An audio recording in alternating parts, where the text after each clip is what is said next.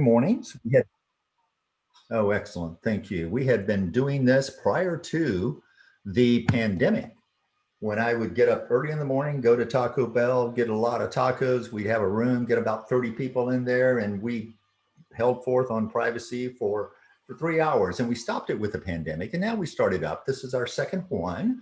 And I'm really glad to have Ted on with me. Ted is going to help us go through the first 30 minutes. We're going to talk about 30 minutes, 40 minutes, whatever it is, to talk about new privacy news.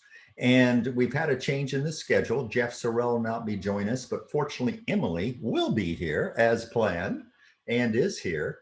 And we've got an interview with her, and that came about because I called her up just to catch up a couple of weeks ago. We had such a delightful conversation. I thought this is going to be tremendous. And then plus she's going to be doing a demo, and she'll tell us more about that next month, or she tell us what she'll do next month, and with the company that she's with. So I think that is going to be fantastic. And we'll do all of that up until about 11 o'clock, when Rob Clyde, who's currently on the International Board of Directors of ISACA, about ready to roll off, a longtime friend, and I truly mean a man of many talents. And he's going to be talking about some cloud research that was done by ISACA and some implications from that. So let's just kick it off this morning, talk about some privacy news and issues. And Ted, if you don't mind, let me just let you introduce yourself really quickly, and then maybe talk about some of the things you and I have talked about data trust and so forth. How does that sound? Yeah, sounds good, Harvey. Hi, everybody. Appreciate y'all joining. So apologize if there's a little background noise. I'm actually at a Starbucks trying to get my morning going. So, but it's a Saturday, so we can get away with it. But yeah, thanks, Harvey, for that. Yeah, there's several new developments in privacy this week, and Harvey and I were talking about some of them. One is Europe. The European Union came out with some clarification on international data transfers of PII data. So that's kind of a new development that's come out. And then there was also some clarification court rulings here in the US around PII for commercial trucking, and using biometric data, fingerprinting, etc. And one interesting ruling was that the California Department of Motor Vehicles was using non-criminal offenses for its commercial drivers and providing information on them, etc. And the courts came out and said that they could not do that. That they were providing additional information without the commercial driver's consent. So that was an interesting development, I thought. So yeah, several developments this week, and so those are just a couple I had. I don't know. I think it might be appropriate, Harvey, if we open it up, because Harvey and I definitely don't see everything. Y'all, this is a meeting, so you have the ability to unmute yourself, unlike the webinars. So if anybody observed anything other than what we've mentioned, and I'm sure there were other developments, we'd love to hear them. So let's just open it up, Harvey, if you're okay with that, and see. Oh, absolutely. See what else everybody else heard. Absolutely. And I'd like to put Emily on the spot here too, since she's already done her chores and she's already in prep. What are some things that come to mind for you, Emily? And before you say something, let me say, Ted, I think that was fascinating about California doing that. That was right in line with them. So every now and then, with all due respect, California does something I like. So Emily, what are some thoughts you have, please? Yeah, I guess some of the things that I've really been thinking about, and that we're focusing on in my company, not necessarily in the past week, though the EDPB guidelines definitely wrap into this, is what companies are doing about the Schrems 2 decision that really kind of shook up the whole EU-US data transfer mechanism. It invalidated, as many of you probably know, invalidated Privacy Shield. But on top of that, it also really put some big questions around how companies can use BCRs.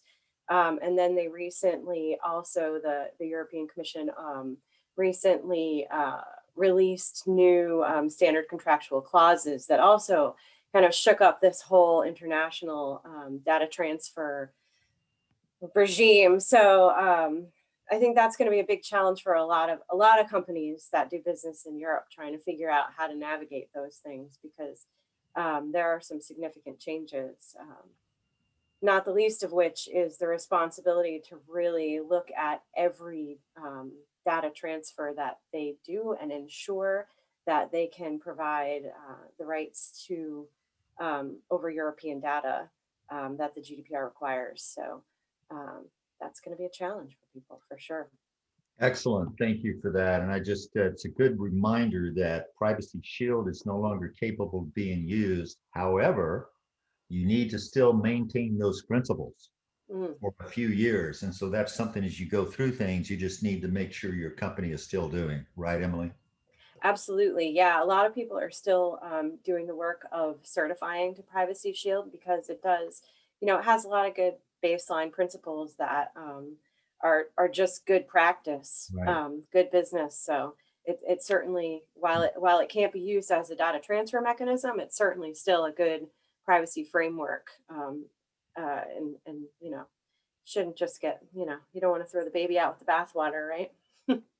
Well, that's a good point. And then you and I are going to be talking later about a good privacy framework based up around principles and privacy by design and so forth. So yes, what Ted said is excellent. Let's open it up. And anyone else want to jump in with what you've heard? Please do.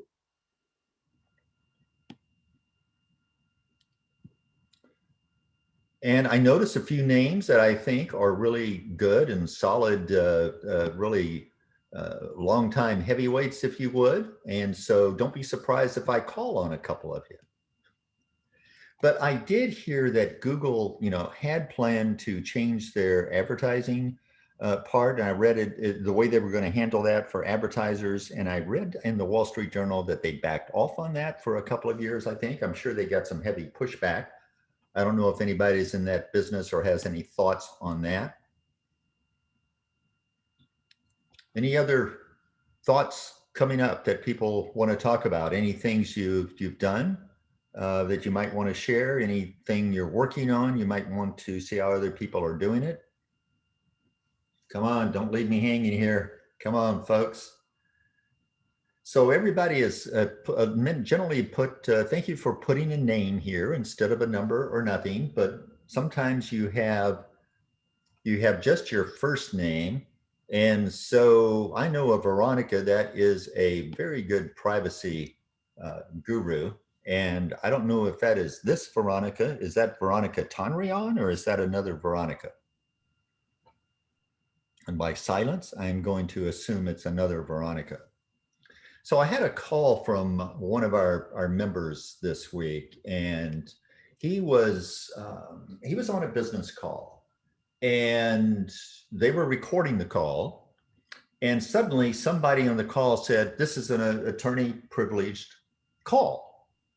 And yet he looked at the people who were on the call. He did not find an attorney there. He did not find anyone associated with an attorney. And he said he did his homework, and it appeared that could not be an attorney privileged call. And while that is not directly related to privacy, it has some implications. So I wanted to share that, and I wanted to see if anybody else had some thoughts on that.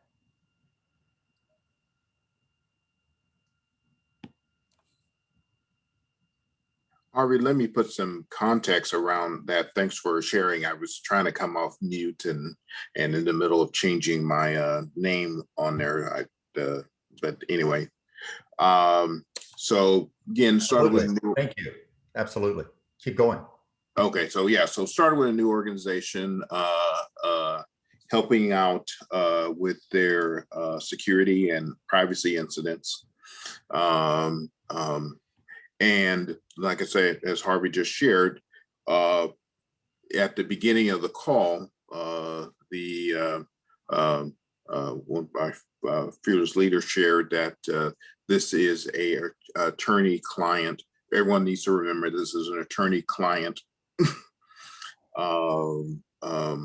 call now, and we need to then share that, based upon that, that folks are not allowed to share information outside of the membership of the call, discuss anything that happened to do with the call outside of the participants who were on the call at that particular time. And so that was the first time I heard it. That was last week. Heard it again this week. It's when because I'd never heard that statement before and wasn't sure that I heard it correctly, but was on a call again a couple days ago, yesterday or the day before anyway, where they said it again. And that's when I reached out, did, like I say, start doing some homework, and in the state of Texas, it shares that that attorney-client privilege is only extended between a licensed attorney, again, this is in the state of Texas, and the company is headquartered here in the state of Texas, as well as it can be extended to a paralegal if they are acting on behalf of the attorney. They too can be extended the attorney-client privilege. So, like I say, it just rather surprised me whether or not the attorney-client privilege, and it actually happened to be a privacy issue that was being discussed on the call. How valid is the attorney-client privilege statement in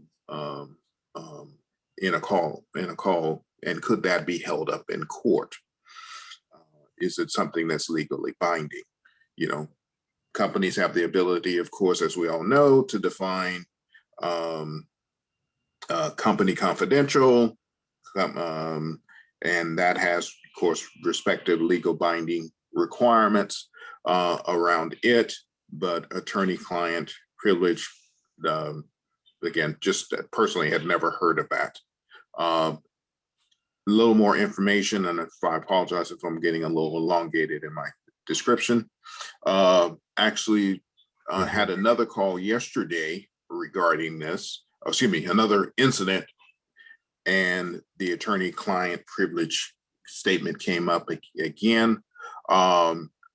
This time saw an email from from a senior counsel in the company who reiterated the attorney-client moniker for that should be affirmed within this new incident call that came up.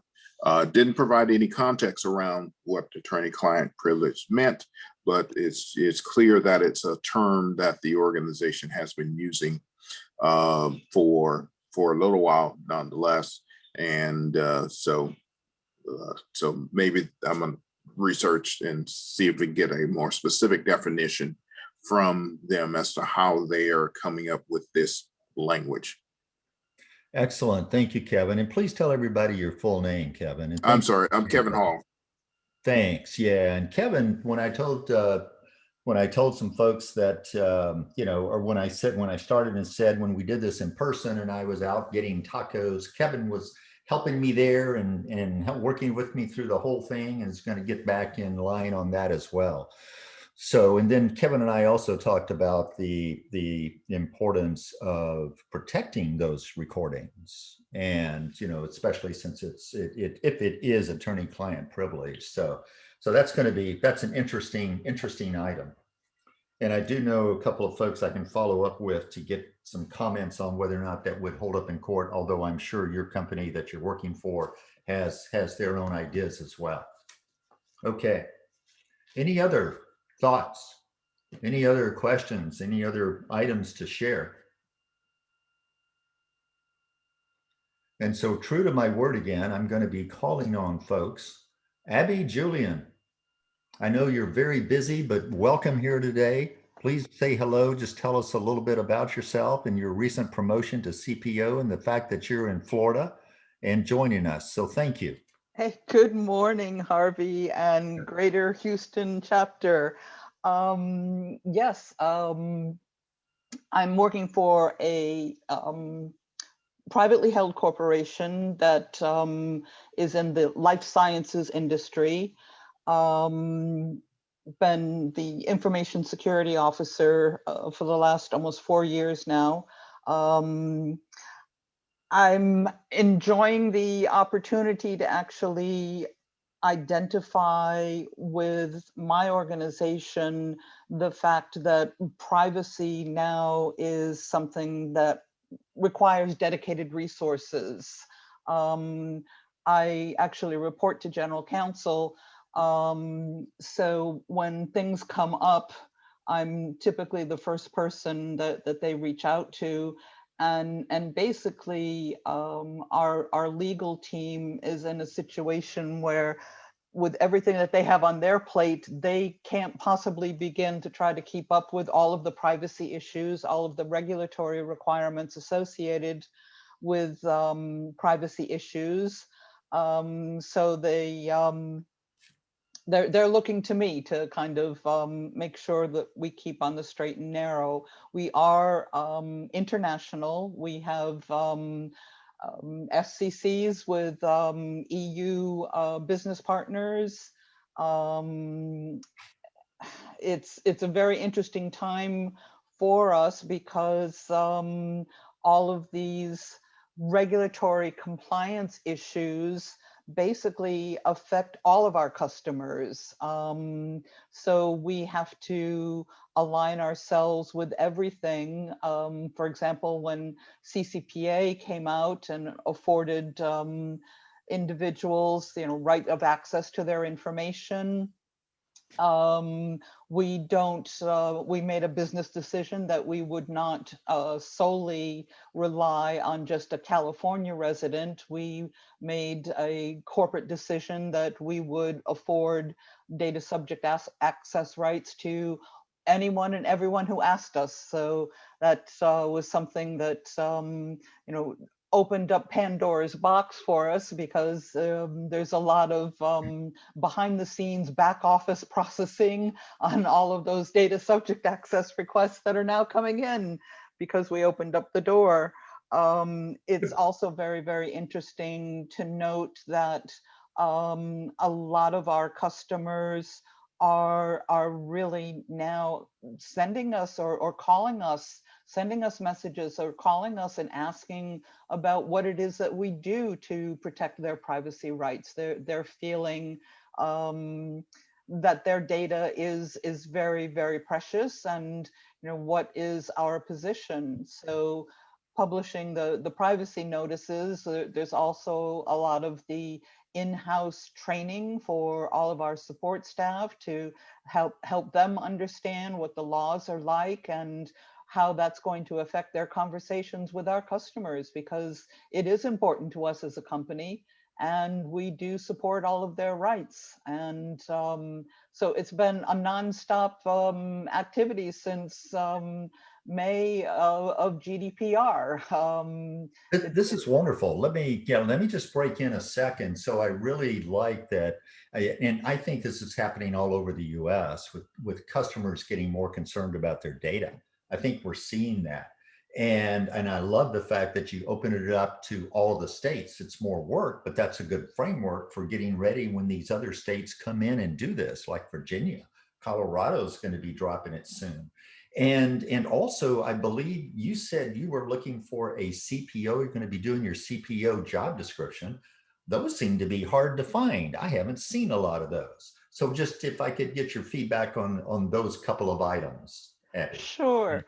Well, luckily for me, good old Wikipedia has a lot of really good, interesting things. Again, I've been researching and trying to see how within my own organization I can define the core duties, if you will, of a chief privacy officer. Right. And the other thing to note, in my organization, we're going to be shifting the information security officer's position. We're now recruiting for that. That's going to shift under IT and go under the CIO. And you Which used is to do that. You used to do that, that, yeah, right? that's where I'm sitting right now, my Yeah. position. Okay. But I'm reporting to general counsel. Yeah. So they're recruiting for a new InfoSec officer, and that person is going to be really focused on cybersecurity. And the recent breaches that have happened was I wouldn't say a wake-up call, but was certainly an opportunity for our executive management to finally come to terms with the fact that, you know, ransomware is out there. It's not a question of if it happens, it's a question of when it's going to happen. And what do we need as an organization with hundreds of thousands of customers around the world to do in order to do everything we know we can do to protect the data. So there are probably different and similar responsibilities between the privacy officer and the InfoSec officer. But I think, you know, we're trying to sort of build a couple of paths that are collaborative across the organization. So some of the things that you know I'm trying to do is in fact, you know, cover both that privacy and data security compliance aspects. This is where I can rely on the legal charter in the organization. Quick question for you. Sorry. Go Who is ahead. your DPO who shares some similar responsibilities on compliance there? Where's that? Your That's last? interesting. That's me. But we don't want to talk about that, actually. That's Absolutely usually how not. it works. Yeah, we'll erase it from the recording. Absolutely. Right. Not really, but yeah, no, this is good. So, and thank you, Emily, for sharing that job description. And I'm thinking, Abby, when you get it all done, if you don't mind sharing that, we'll take Emily's and Ted. I bet we could find a repository, a place to put all this where some of our folks can get to if they need to in the future. Does that make sense? Yeah, all of this I think would help a lot of people. Yeah, I think it would. I think it would. And Ted, when you get back online, let me know. I want to get you involved here in just a moment. But Abby, I'm sure you know that Ted is going to be doing and I want to announce it now. Ted is going to be doing a talk on a presentation on ransomware, I believe this coming Tuesday. Yeah. And I was wondering, did you particularly have any things? I asked Dat earlier, he was on. Did you have any particular things you would want to be addressed in that presentation? Well, I think, and again, I recognized a long time ago in my own organization that we didn't have any kind of a response plan written down for any kind of incident. So, you know, malware attacks, you know, distributed denial of service attacks, these are all incidents that happen on our network daily. Oh, yeah. But I think ransomware it needs its own playbook, if you will. It also needs a lot of line items. So if you consider that, you know, out there, the security architecture is probably 25% of that ransomware playbook. And this is where my own organization is concentrating its efforts right now, is trying to get all of the things in place that we know we have to do in order to go to sort of looking across the organization. Now, what else do we do? one of the things that my boss has asked me to do is go out and find the appropriate forensic organizations out there that could help us if we had a ransomware attack. And I'm, thinking the worst case scenario where they do get in and laterally and everything goes down, including the telephone system. But of course, the first thing beyond the cybersecurity from the IT solution point of view, the first thing is going to be is the business impact assessment, the BIA. How long can we go without any customer input, which then affects me in my capacity in the privacy officer when I'm going through and reviewing our cybersecurity insurance policies. Which companies can we do business with that they will reimburse us for? Again, how much do we want to insure for? Do we take the worst case scenario and the high risk, the highest risk probability baseline and use that as a baseline? No, I don't think so, because I am going to be relying on IT to actually provide a lot of things that we know will protect us as an organization. So, but it's interesting to note that although I started this, I mean, I wrote, and I didn't write from scratch, but I've been collecting incident response information for a couple of years now, and started building a document outline and throwing in paragraphs of stuff that I copied and pasted from hither and yon. All of a sudden I'm sitting on a 70-page document and I'm not finished by no means. So it seems to be a long-term effort, and I'm just hoping that we can survive the interim period without being attacked.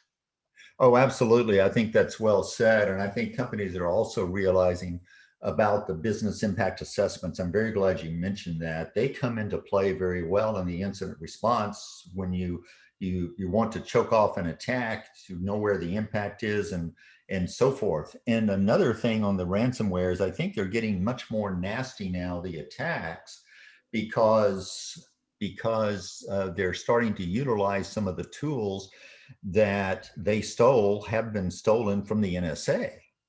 And we had a guy who covered this just before the pandemic, August before the pandemic. Ron Caltech covered that for us when we were meeting at the Hess Club. And I sure missed that place, or I will miss it when we're able to get back. But that's a very critical thing. So thank you, Abby. This has been really tremendous. I appreciate your making the time to join us today. And I know you're getting ready to take a trip to Ireland because you're going to be meeting with the commissioner, right? I hope not. But maybe have, a wee dram along the way. There you go. There you go. Thanks so much, Harvey. It's a real pleasure to be contributing. Oh, absolutely. Thank you. Appreciate it. And I think we'll get a collection of CPO and DPO job descriptions coming. Thanks again, Abby. Appreciate it. Ted, did you want to say a few things about your ransomware talk, sir? Are you still on with us, or did you decide to drop off? And that's fine if you did. No, I'm here. So can you hear me, Harvey? I can hear you perfectly. As long as I stop talking, I can hear you, right? All right. Thanks. So, yeah, I'm apologize. We're having somebody from the UK trying to join, and I don't know why I removed our country restrictions on Zoom, and they're still not able to join.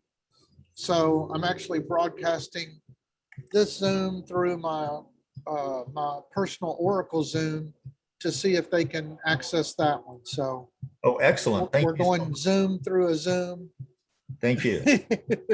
So any more information than everybody wanted to know, but that's what I've been doing in the background. So yeah, just real quick on the ransomware piece.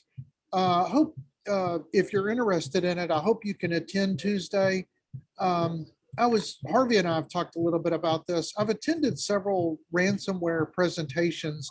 I've actually co-presented a couple of times with the FBI on ransomware.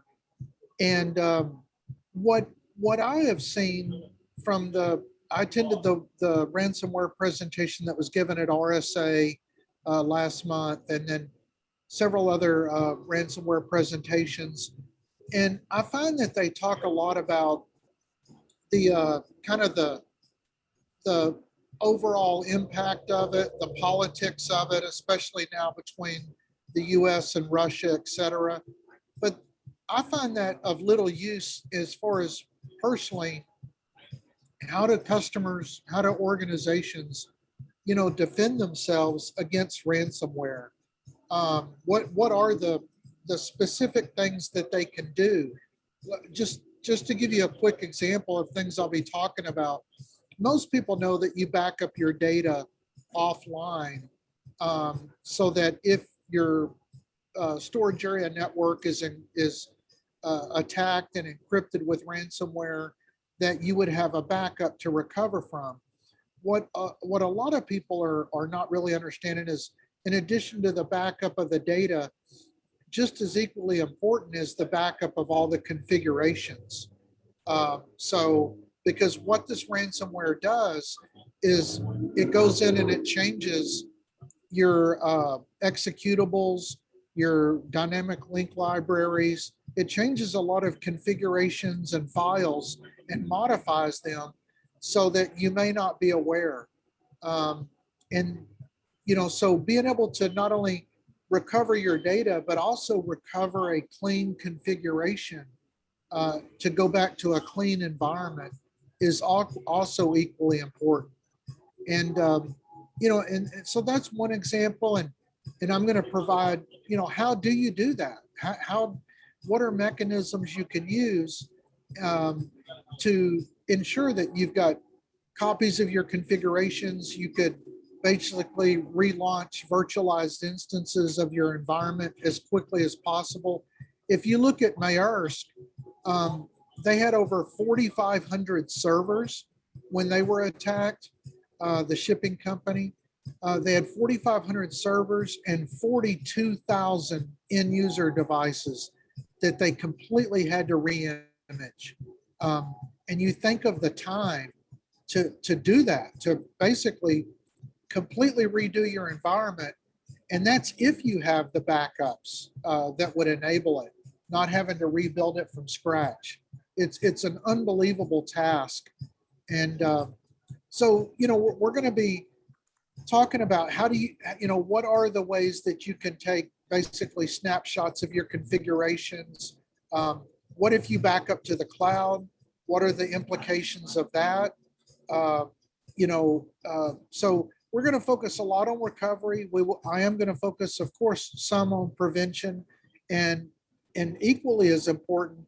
And again, that's another thing I would say about a lot of the presentations I watch is they'll talk a lot about prevention, but look, there's ransomware as a service where professional hackers gain access to your environment, and then they sell that access. This is very similar to what we saw with Imitet, with malware as a service, where they will take 75% of the ransom by giving you access, and they don't care what ransomware, malware that they put into your organization, but they're the gatekeepers. They're the ones that have access to your systems, and they could have gotten that by compromising an insider, or just, of course, through being able to, illegally gain access to your network and systems. So equally important to prevention is the isolation and detection, to be able to detect it quickly, isolate it so that it does not continue to spread throughout your system, and then, of course, to recover that as fast as you can. And they're getting smarter, just as Harvey was saying. They're very nefarious. They want to maximize the money they can get from the ransomware attacks. So we're seeing them where someone will gain access to an organization and they will lie in wait, if you will, until, for instance, for a retailer, until Thanksgiving week.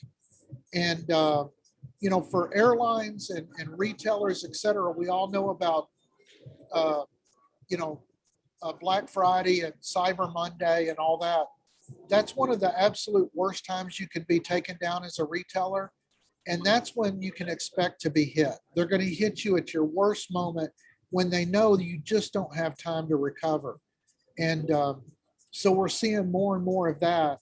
And again, I'm not trying to scare people. It's just common sense that criminals are going to hit you, just like the bank robbers used to hit banks right after they'd receive a significant deposit, right? So it's not rocket science. So again, we're, you know, Tuesday I'm going to work to try to provide specifics around that. So yeah, thanks Harvey for letting me talk about it. I welcome if y'all have any suggestions for me or thoughts that you'd like me to cover in addition to what we've talked a little bit about. Please reach out to me, you know, president at ISACAHouston.org, or just, you know, most of y'all have my number. I'll put it out in chat too. But I welcome any thoughts or suggestions y'all have.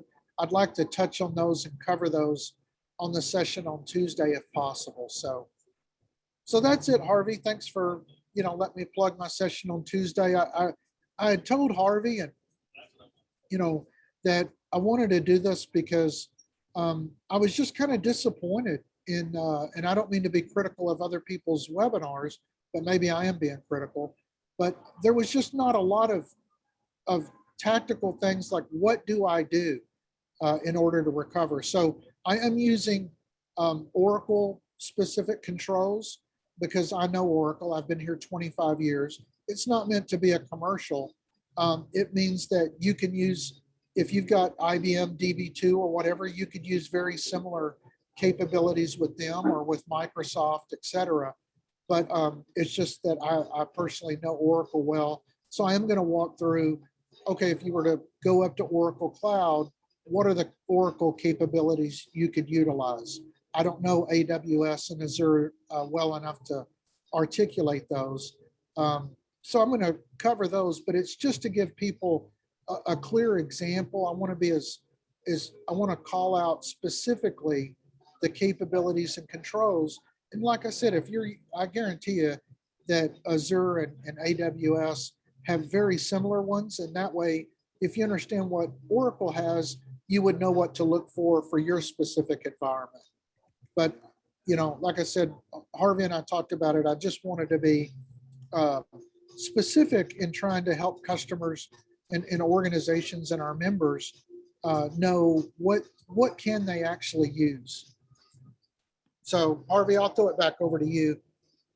No, Ted, this is yes, Ted, and this is absolutely tremendous, and don't go anywhere because I want to comment on that. So this is absolutely important to privacy because you have to have a base of security there. So we need to continue our threat hunting. As he was talking about, if they're lying in wait, there's dwell time. We need to reduce that. We need to find that out if they're waiting for that. I think that's an important part, Ted. And also, I remember one, Lisa Rogers gave a great presentation on this to the SimSig recently. And she said the attackers just happened to execute their attack right after they signed the cyber insurance. So that supports exactly what Ted was saying about lying in wait and looking for the opportune moment. Now, Ted, let me give you another question if I could. So it's very important to be able to use your backups, your disaster recovery plan, your business continuity plan to recover. But how do you keep those backups clean where the malware isn't in there? It isn't infected. Does that make sense? It does. And what you need to do is, and we'll talk about this again on Tuesday, but it's a great question. And there is no silver bullet, Harvey. Let me tell you that. These people, where I'm seeing one of the big mistakes is people are really underestimating the level of capability of these, of this malware that is being used for ransomware. I assume most of y'all probably know this, but for instance, if you look at some of the malware, most of it today, it is so sophisticated that it knows if an antivirus is scanning it, and it will morph itself so it cannot be detected. So that it, because what an antivirus does is basically it's a fingerprint reader, and it says, oh, does your fingerprint match this fingerprint of what we know of to be malicious? And so what it'll do is it'll smudge its fingerprint because it knows it's being scanned. It's unbelievable how sophisticated these are. A lot of them they have even more advanced tactics than that. In fact, one of the things, just FYI, that we use for end user detection of malware at Oracle is if you're access to the Oracle cloud, it looks to see if you're like your phone or laptop it would be from a phone. If your phone device moves at all, if it doesn't move, then our score on that device goes up as far as it being a potential malicious device. I actually have a picture in China where they put hundreds, if not thousands of phones on these little robotic arms, and the arms slowly move the phones around to make it mirror what it would be like for a human to be holding those phones. So it would throw off that type of a detection. Wow. It's just, and so, as soon as we come up with something to detect and score and identify a risk, it seems like they come up with another one to be able to overcome it. So now, again, it all depends upon the threat actor. Obviously, nation states like Russia and China have resources the average hacker does not have.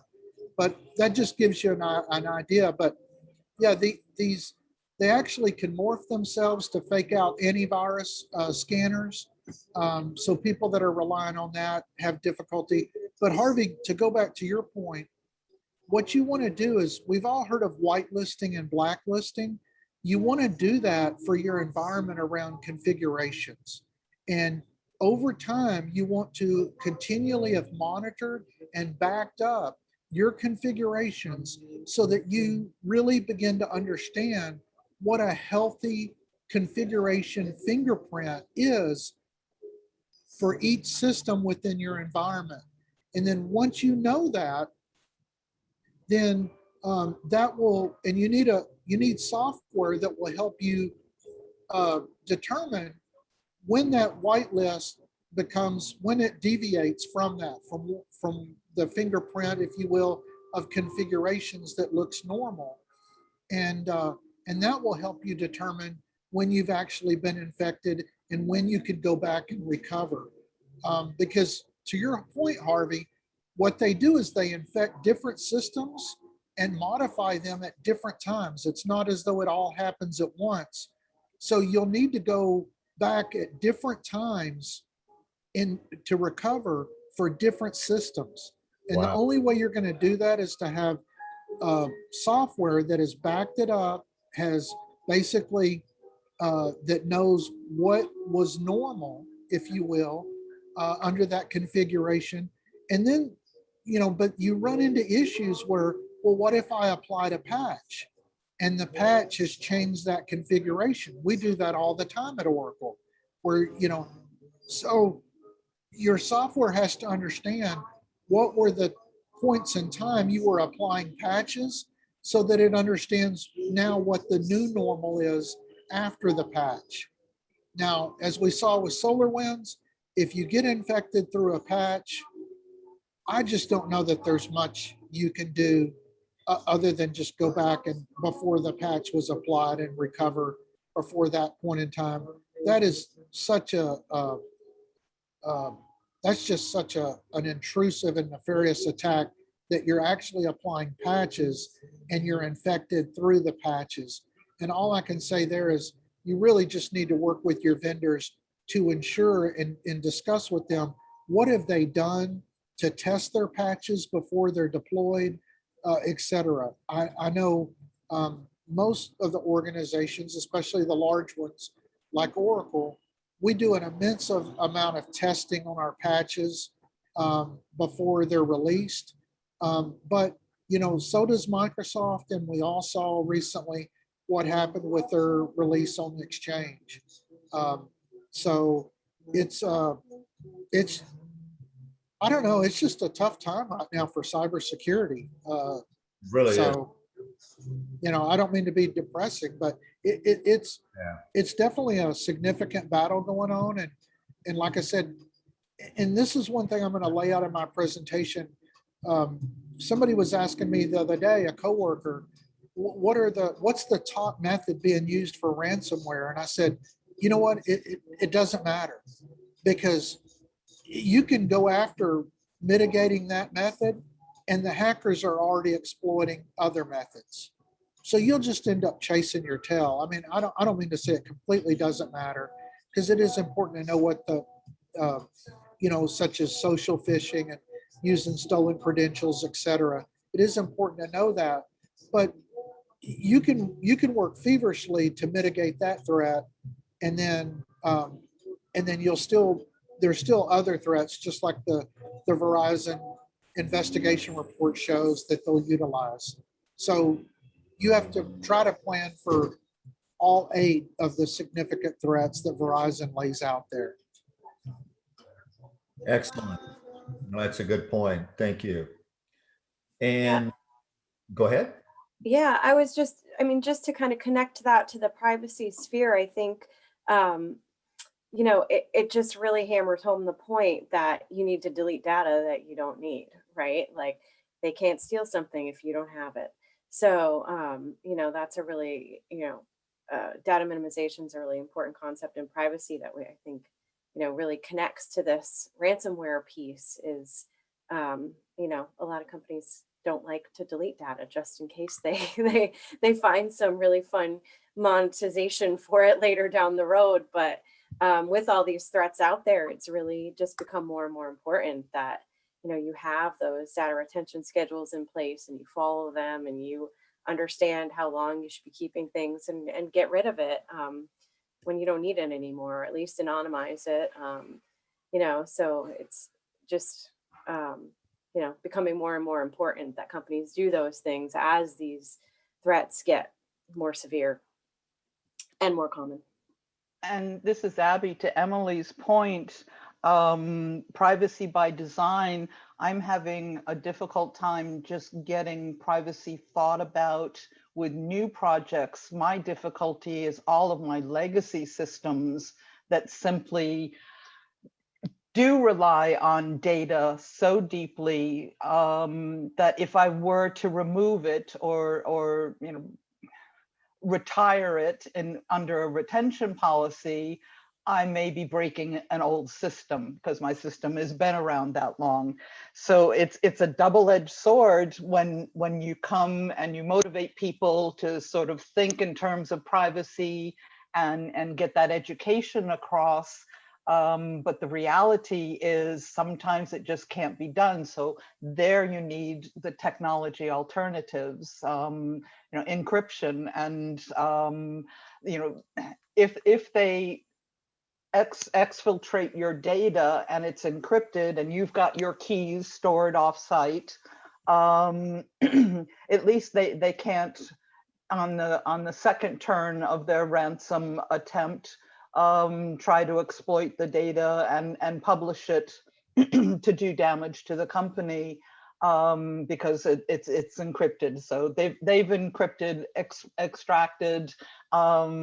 This prevents them from using your own data against you, which is such a brilliant thought process. I mean, the other thing that I keep sharing with my colleagues is, please you must hold these actors in high regard. They are very smart. They are very fast. They some of them are just so good in the way they team things. You have to remember, ransomware is a manual process. You're not running a little batch program to do the ransomware. It's in real time. So if someone is sitting there avoiding detection, once they decide that they're going to target you, your company, your organization, your systems, you know, half a dozen of really smart people are going to go at it. And you know, at the end of the day, as Ted was pointing out, you know, it's getting more and more difficult to actually think that we can prevent. There are obvious things that we should be doing in terms of internal controls that make logical sense, but it's an uphill battle every day, every minute of every day. My big concern right now is in my systems. Now there are new areas being exploited. I can't tell you right now how many APIs I have with third-party vendors.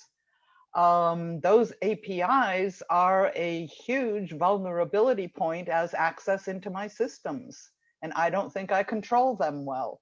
You know, these are things that I have to investigate and start, you know, identifying and building a roadmap on what we as an organization are going to do and invest in order to protect those vulnerabilities that we know we should be doing something about. So it's a never-ending cycle for sure. Excellent. Thank you, Abby.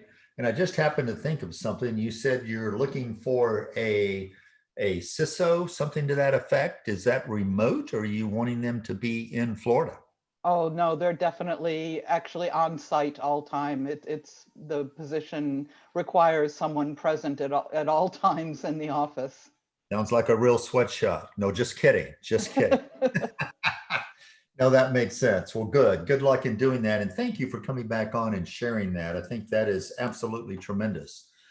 And I just want to quickly mention to Ted and Jean, they're both planning on leaving quickly. I want them to stay around or tell me how I can get Rob Clyde when he joins to be co-host so that he can present. So help me out with that before you guys leave. And Harvey? Yes, sir. Hey, so I'm going to stay on because, like I said, the lady from the UK is on through my Zoom, so I'll leave it on.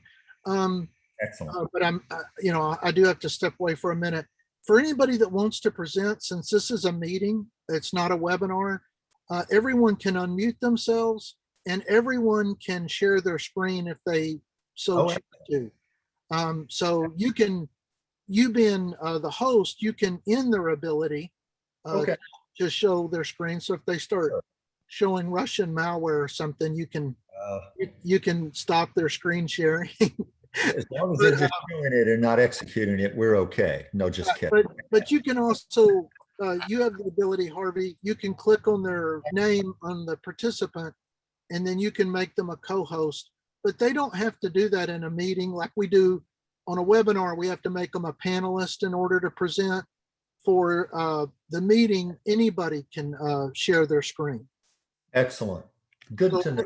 That's one reason we made these meetings. We wanted to make them as interactive as we could for everybody. And right. We realize Harvey doesn't always have all the answers, so maybe somebody else will want to share their Yeah, and thanks so much for all you've contributed this morning, and feel free to jump in anytime. So thank you. And I apologize to everybody for the background noise. Like I said, I wanted to make sure we had our member on from Europe, and to do that, for her to hear, I have to be unmuted. So that caused a little bit of an issue. Well, I figured that was just your good old Frank Sinatra type of music in the background. I know. Starbucks is just not as quiet as you'd think it would be. Okay. I just have a quick question for Ted. I don't know if you can hear me. Yes, yes. Oh, Ted, this is Raymond Ito. How are you? Good, thank you. Very good. I just want to know, why is it so difficult to prosecute these ransomware criminals? Is it because of jurisdiction or politics? Because from what we learned from the Colonial Pipeline, the FBI was able to track some of the funds that they got, through some kind of cryptocurrencies recover some of the funds. So why is it so hard to prosecute these people? It is jurisdiction. If you, my wife is actually a younger, so her family used to ride with Jesse James. So her relatives, let me put it that way. So, and you know, many times Jesse James, what did he do? He crossed into Mexico, right? Because the US authorities could not track him there. And if y'all all remember and I know it was a movie, but it's still relevant to this discussion of Butch Cassidy and the Sundance Kid with Paul Newman and Robert Redford. You know, what did they do? They left and went to Bolivia. But the difference was that the railroad companies hired mercenaries, which were, you know, they were able to go everywhere that Butch and Sundance could go. And that's why they ended up, you know, catching them down there. Or the you know, the Bolivian authorities caught them. But my point is, yes, a lot of people, for, you know, we want to act like this is new, but it's not. A lot of people have always looked to escape, you know, prosecution, etc., by moving to another jurisdiction, another country, where they might not be able to be extradited. I mean, we all know that, like, for instance, Latin America will not extradite people here back to the United States. Even if you're a United States citizen, they will not extradite you if the American government is going to pursue the death penalty, because they don't adhere to it down there, and they don't want to extradite somebody that could be executed. I know that's true for some of them. I don't know about all the countries, but I know some of those are true. And we just saw that, FYI, this week with John McAfee, right? 3 hours after the government there said that they would be willing to extradite him back to the United States. Unfortunately, you know, it looks like he had committed suicide. So we've seen this over and over for people. It's just that technology allows you to actually rob the train here in the United States while you're in Mexico or while you're in Bolivia. And so you never even have to come here to do it. And that's the difference. And so we're seeing these nation states like Russia and China and other other countries that are being utilized to do that. And again, I think Latin America has always had a reputation that if you had enough money, like the drug cartels, you could pay off the politicians potentially in some of those countries. Oh yeah. And not to even say that America's immune to that, but my point is, you have to wonder if people like Putin or other people are being cut in on these ransomware bounties that they're bringing in, and therefore they're less inclined to extradite those people out of their country. And I did see, just FYI, that I read a report that Kim Jong-un in North Korea is financing a significant portion of his armed forces development, of the nuclear development and all that, with ransomware. That, you know, he's actually using it as a revenue source. So, so anyway, that's a long answer, long way around the barn, as we say, to answer your question. Thank you so much. Yes. Yes, it is about jurisdiction and in these countries.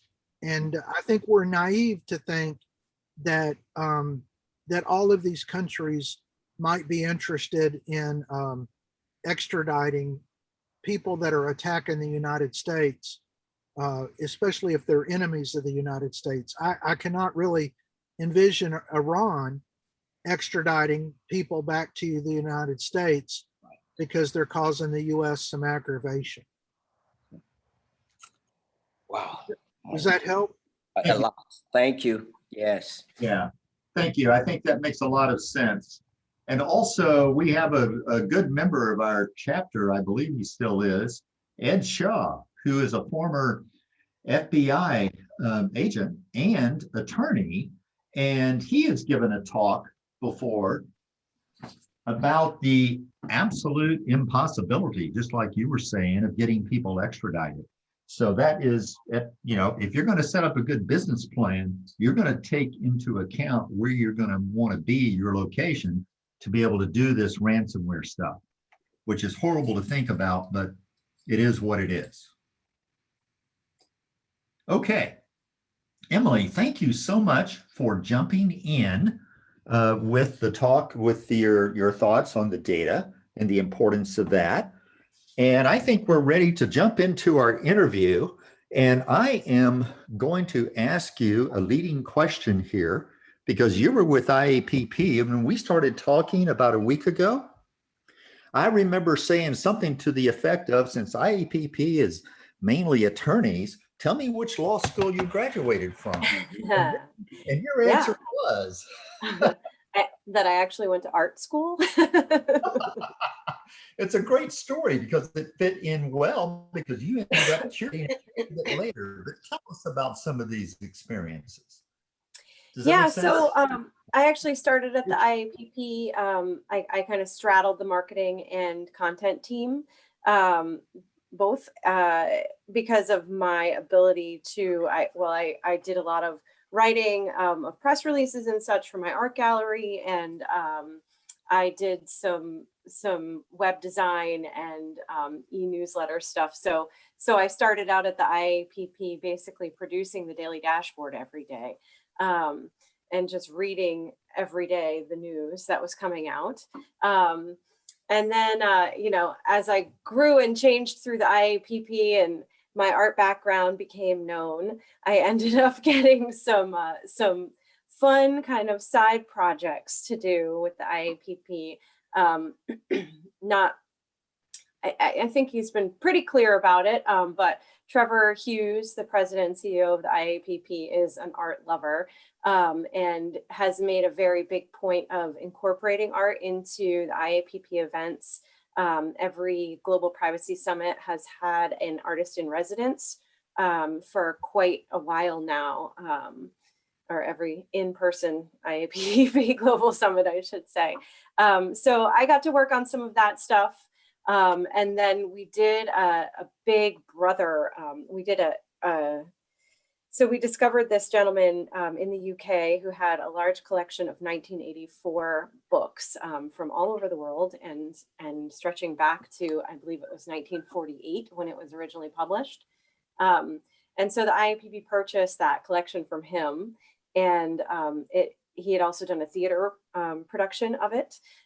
So it came with this giant, I mean, maybe about a 4-foot tall paper mache head that was representative of Big Brother.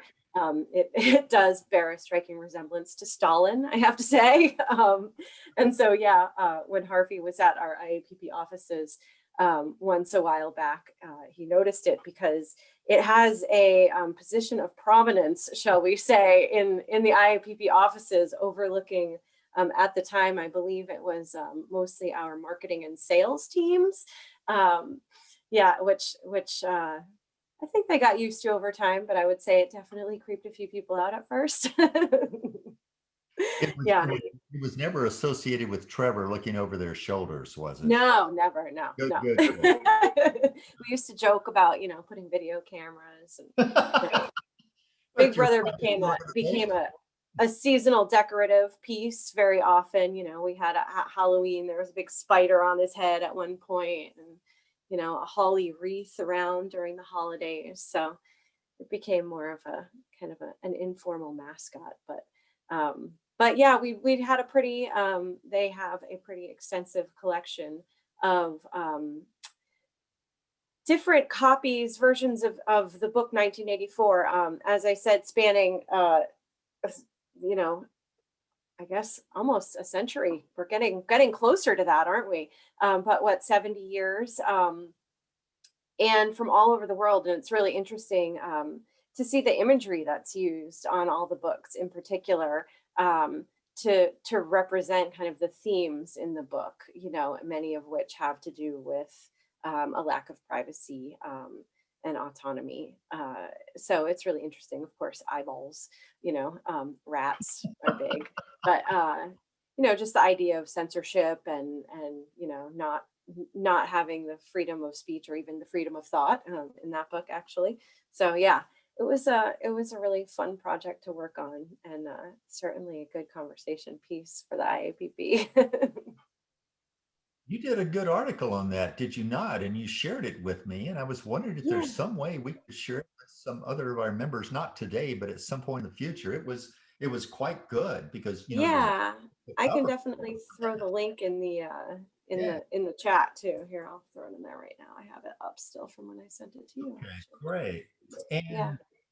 And I was able to go there to one of your summits one time a couple of years ago in June, and it was fascinating. I wouldn't call it an airport hangar. What would you call it? At the large space where you're Yeah. Interesting. It was part of, so the IAPP headquarters are on what was formerly the Pease Air Force Base, International Air Force, and it's now called Pease Trade Port. But it was a building used by the Trade Port Authority, and it kind of backs up to what is the longest runway, I believe, you know, short of where the space shuttle lands in Florida. I believe it's the largest runway on the East Coast. So, so the president frequently, when he comes to New England, will land there, and we would go on lockdown occasionally, you know, because if he landed while the offices were in place, all the security that would happen around there. So it does have that airport hangar feel because there are large windows and you look out onto parts of the airstrip. But yeah, it's just an old warehouse building, actually, that's really been modified and changed inside to be a pretty cool space. Yeah, it's a fun space. Absolutely. Yeah. And I remember when I was looking into that other area of that and I saw that bust, and you're right, it's huge. My first thought was, is that a former president? And somebody, no, that's Big Brother. No, one of the funny things I think about that is, you know, we had this giant head, which is paper mache and hollow, shipped from the UK to the United States, along with a couple of boxes of books and posters and things, right? And what got held up at customs? The books. I always thought that was the funniest thing. I'm like, here we are shipping this giant head that, you know, in any cop movie would be definitely very suspicious, right? But that sailed through no problem, but the books, those were the things that had a problem. I think you raise a great point because let's think about the word steganography. I don't know what that word even means, steganography. Hiding in plain sight. And what better place to hide something in plain sight is inside that huge head. Yeah, right. Narcotics, whatever. Yeah. That's Yeah, that cracked me up. So when we talked last week, it was fascinating to me about, number one, how quickly you picked up privacy coming from the art world. No disrespect, you picked it up, you embraced it, you loved it, you've got a great wide-ranging bit of knowledge about it. And then when you got a chance to talk to some of the business world, it's like, well, maybe not everybody has the same feeling about privacy. Tell us about that. Yeah, well, first off, I think, you know, there's a lot of creativity that has to go into privacy, right? So one of the fun things that I've learned early on when I joined the IAPP was a lot of privacy professionals have kind of these second lives as artists, musicians, quilters, you know, all these very creative hobbies that they do. And I think that it's because privacy lends itself to people who have very creative minds, because it really, you need to be a well-rounded person. You need to be able to think out of the box, and really come up with some solutions that may have never been tried before, because you know, it's pretty new. There's not a whole lot of, you know, well-trod paths to go down in privacy. So I think it's I think it does lend itself to that creative process quite a bit.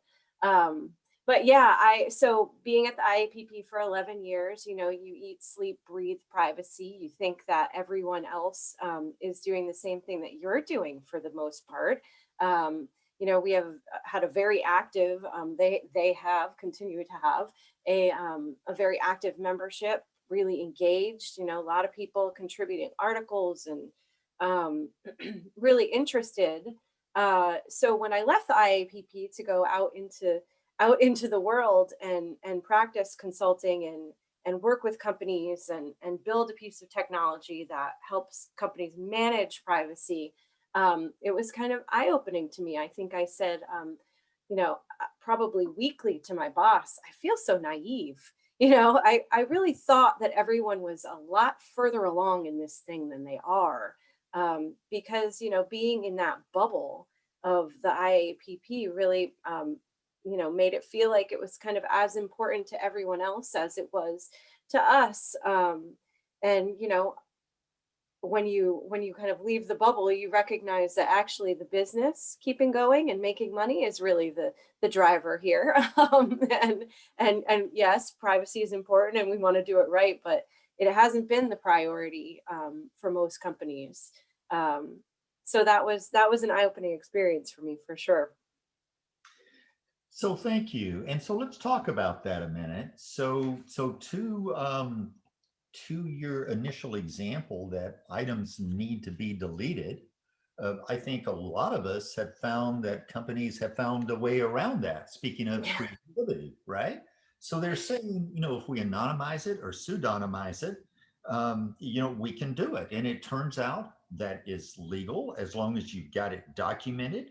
And we can do that, and that's fine. But then there's other companies I've found that want to mask the data, which means of course, that you can unmask the data, which is not deleting it. So it really is interesting. I think I can see why Max Schrems formed NOYB.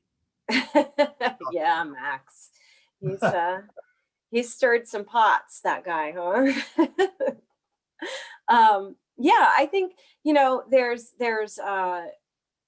personal information is not personal information if you can't connect it to a person, right? An identified or an identifiable person. Of course, that all depends on what definition you're going by, because, definitions are a problem in privacy, big one.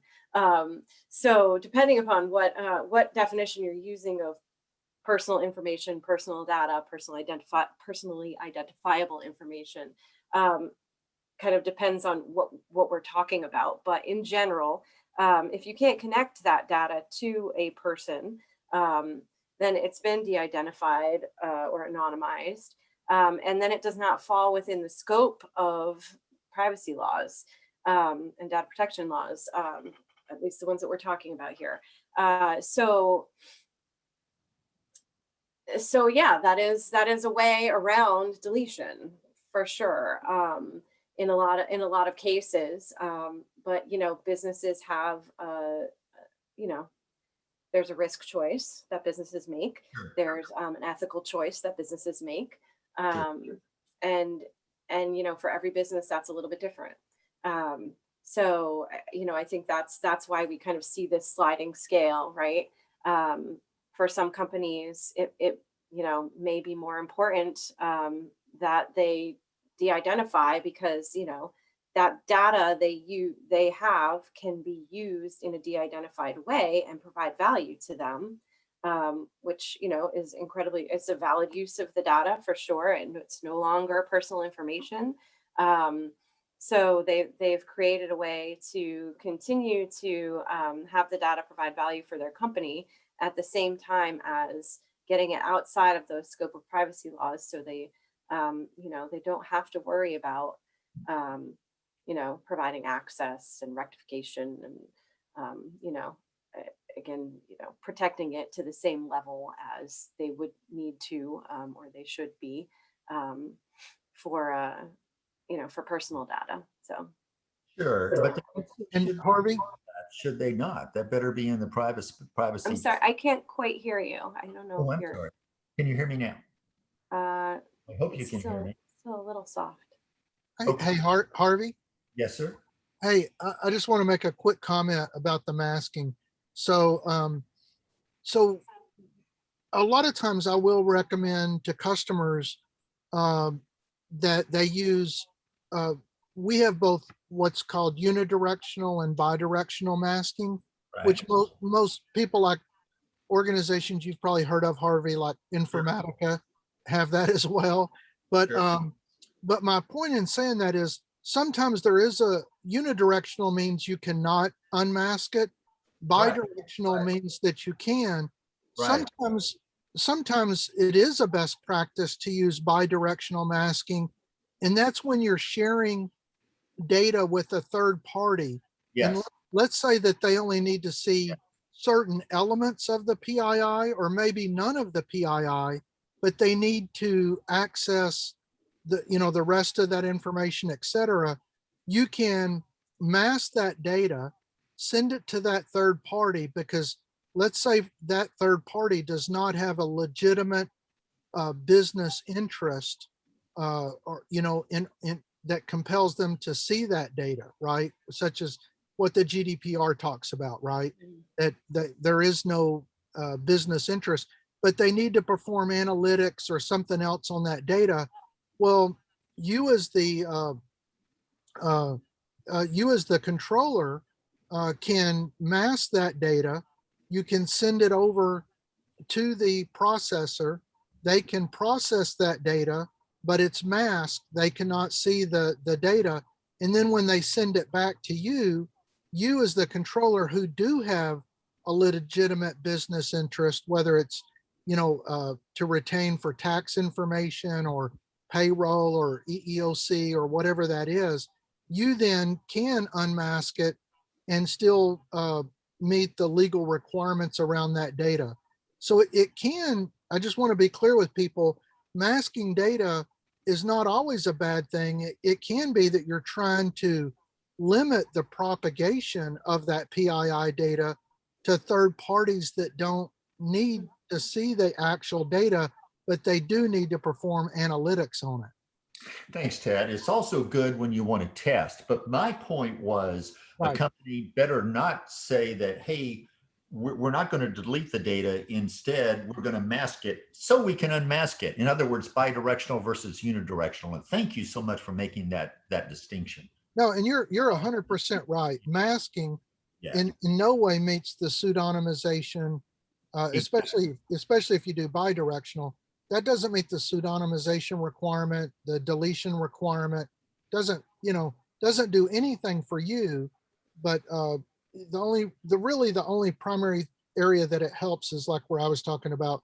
If you're sharing data with the third party and they don't have the ability to unmask it, then it could help meet that requirement for that third party. Mhm. Absolutely. No, I really do appreciate that. And just as an example, just real quick, we ask organizations that are sharing, if you file a support request with Oracle, let's say that your database isn't running correctly or your application or whatever, and you're trying to troubleshoot it, what our support engineers do a lot of times, of course, is they ask for the logs of the database or whatever to be able to try to figure out what's going on and to diagnose it, et cetera. Our policy is that if you have any PII or especially healthcare data, et cetera, within those logs, we ask you to mask that data before you send it to us so that we're not responsible for that data. And that right there, Ted, that you just brought up, I think with a lot of smaller software companies is probably an area to be handled much better. Yes. Yeah. Well, that is I would say with everybody. I Yeah. mean, Yeah. there a lot of people. I'm amazed how many people don't have privacy policies around their support process, Exactly. and yet you're dealing with your IT vendors, and we don't want the data. Being a vendor, Yeah. Oracle and Microsoft and IBM, et cetera, they don't want to be responsible for that data. It's important to have those policies around it. But I don't want to digress from Emily's discussion, but I did want to clarify. I didn't want people to think, I wanted them to understand where masking, where I see it utilized and it's effective, and where they might think about using it. No, I appreciate it. And I think anytime you've got an open field where people can, you're asking your customers to input things, you better check that and make sure that they're not putting in some sort of PII. I think it's excellent points. Thank you.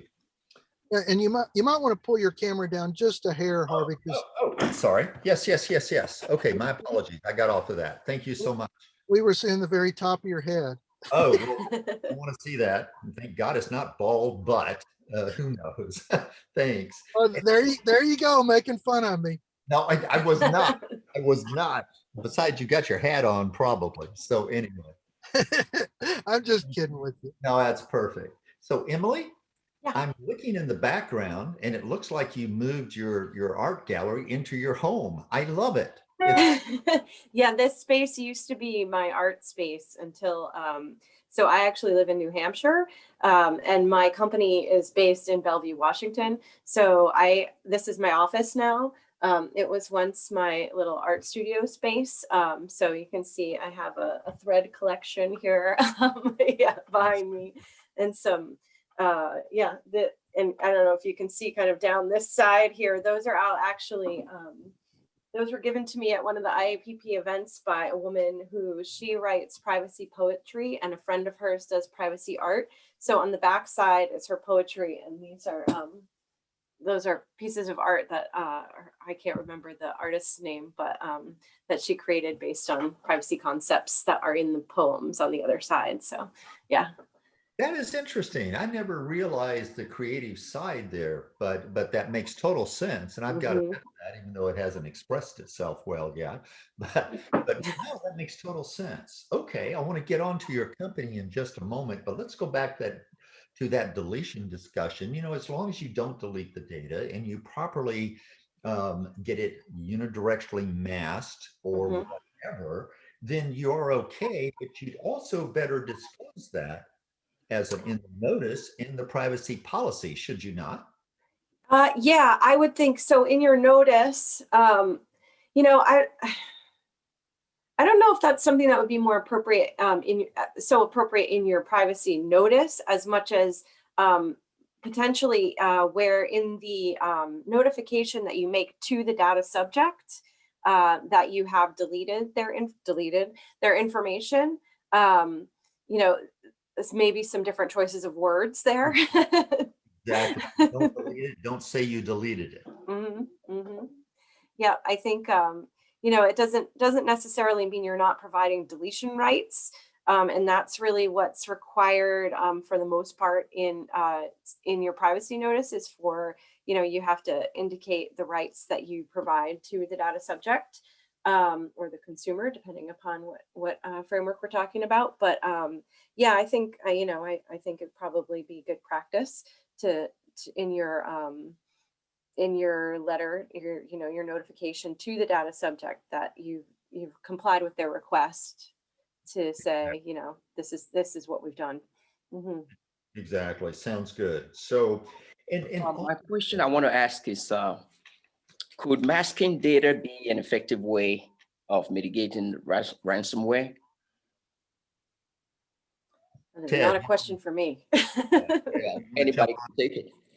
Ted, are you listening? Did you hear that? Yeah, I did. Yeah, sorry about that. Yeah, no, masking would not do it, because they're actually encrypting your files, such as, let's just say, your database. So they would encrypt it, and then the issue is, if they encrypt it, the database or the application, et cetera, cannot read that information that's laid down on the disk because they've encrypted it. So they're blocking it basically at the disk level. So the database would just cease to work. It will not be able to read it. In fact, one of the kind of the benefits of that is, if there is a benefit, is that if you're, for instance, if you're using like at Oracle, when we have a highly available instance and it's basically copying the logs over to a separate instance so that if, let's say, a power outage occurred, you would be able to fail over to that other instance with no, without an outage occurring. It will not copy those redo logs anymore over to the standby because it cannot read them. So the benefit of that is, and I'll talk about that on Tuesday, is it prevents it from propagating over to the standby instance. And if you have that standby on a separate network, you've segmented your network, then it would keep that instance clear, assuming that the malware has not been able to penetrate that segment, that network segment. But yes, back to your point, for masking, it would have no effect because it's going to take down the entire application or database because it's encrypting it. They do their encryption at the disk level and not within the database itself or something like that. Wow. Good. Thank you. Yeah, but one other comment I'll make on that just real quick, and it's a little deviation from your question.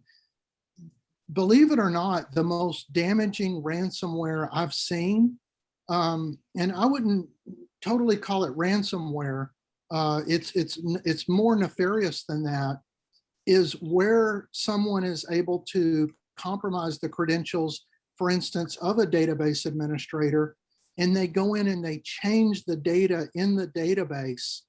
And by doing so, you make inappropriate business decisions that benefit a competitor. And we've actually seen that where China was able to compromise a DBA credentials. They went into a database, they changed the reservoir information of a prospective reservoir that 3D seismic and all that had been done on. And this energy company was bidding on that reservoir and they bid inappropriately and China won the bid. And later when they went back to look, and it took them over a year and multiple reservoirs to figure out what was happening. And then when they went back and looked at it later, they found out that the data had been altered from what initially had been put in there. So they were bidding inappropriately on those reservoirs and China was winning those bids. So that to me is much scarier. I mean, you think your data being ransomed is bad enough. Imagine that you're running your business on data that you think is accurate, but your competitor is actually manipulating the data to your disadvantage. Wow. So, No, Good. absolutely. Can you hear me? Compromised accounts are extremely difficult to detect and to manage and to correct, but they are just terrifically, horribly, they can hurt you badly. they can. And we saw that with SolarWinds where they wanted to use, SolarWinds actually uses an Oracle database administrator account to analyze the data out of Oracle that they want to analyze. And that's okay, but what a lot of organizations, and I don't want to get into my Tuesday discussion, but I just want to clarify, all this can be prevented very easily. There's an ability that we call realms within Oracle. And again, I'm just using Oracle, forgive me, because it's what I know. Other databases have similar concepts, but you can still apply least privilege to a DBA account. Even one that's applying patches and stuff like that, you can apply some privileges that they, for instance, that they cannot see PII data, or even if the database sees that a user is coming in from a different IP subnet out of the US, that now all of a sudden the PII is blocked from that DBA. They can still tune the database, diagnose, and do a lot of DBA activities. But if they did a select asterisk on, social security number, they would not be able to see that data. So, so you can dynamically have these realms applied. And the same goes for what we were just talking about on that reservoir data, there's no reason if a DBA is managing the database, why should they ever have the ability to change the data within the database itself? That should only be done through the application, I would argue, and not through a DBA. There's no administrator, database administration task that I've ever ran into that should allow you to change data. And you think about Sarbanes-Oxley and all of those. I mean, that's a very easy realm to apply, that they can't see certain data, they can't change data, but they can still, do the car as needed. And I always equate that to a valet key for your car. I'm sure when y'all take your car to an auto mechanic, you probably give them your valet key, and the valet key allows them to start and stop your car so that they can test that they've tuned it up correctly. They can work on the engine and all that. But what you can't do with the valet key is you cannot get into the glove compartment to see your sensitive documents, your insurance and stuff like that. And you cannot get into the trunk. So if you had, your laptop with you and you wanted to leave it with the car or whatever, you could leave it in the trunk and the valet key wouldn't open it. That's why cars have valet keys. Well, databases have exactly the same thing. It's just that unfortunately, most people just give them the master key and they don't take advantage of the valet key. So anyway, I'm just trying to further explain that, but I think I diverted the conversation a little bit. Oh, no, actually, I think this is good because I wasn't aware of that. And I think that's an important control around security and will help privacy as well. So thank you, Ted. Thank you very much. Emily, can you hear me back? I can. It looks like Jonathan Boyette has a question though. His hand is raised. Let me take a look at that real quick. And then I'm going to ask you in a moment to start talking about your company, and I will frame that coming in. Let me go down here to Jonathen's. Why don't you read it for me since you've got it pegged? He's just got his hand raised. It's not in the chat. Oh, okay. Sure. It looks like you're unmuted, Jonathan. Go ahead. Yes, sorry about that. So just as a follow-up to that conversation you were having about masking and or companies masking or encrypting PII, I guess in the eventuality of a ransomware attack, if the data was masked or encrypted, would that protect the company against exfiltration of that data, which seems to be kind of a new approach that ransomware people are taking to exploit that data or use it further? If it's masked or encrypted by the company, would the attacker that encrypted the data or did the ransomware attack, would they be able to effectively exfiltrate that data and still use it? What's your thoughts on that? And I guess that's really more toward Ted. Yeah, and this is Ted. I'll give you my opinion, but again, remember that's going to be a legal question as to what constitutes it. But I would view the masking, and of course there's different ways to do masking, et cetera. But it is, as long, in my opinion, I would view that if the data was significantly, masked and they weren't able to figure out how to unmask it very easily, that it would work as a preventative control to mitigate that risk. But again, what's sufficient and what's not, that's a legal answer. But I think you have a very defensible position if you've masked the data and you've done it in a way, and there's different masking algorithms, and that's my point.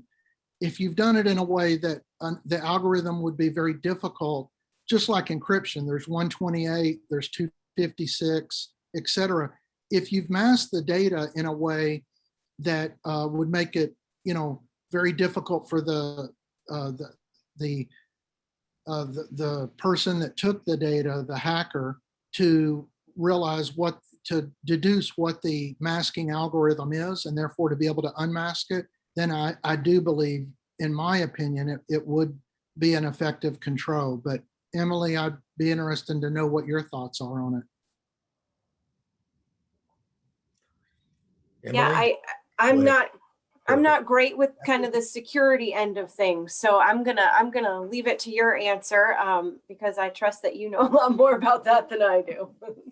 Thanks. We didn't mean to This- put you on the spot, but you're a guest, so we'll put you on the Yeah, spot. So thank you. absolutely. This Okay. is Abby. Could I offer a little insight? Yeah. Absolutely. What's interesting is that I've built a reference document, all of the 50 states and District of Columbia, they all have privacy and data security laws on their books now in the United States.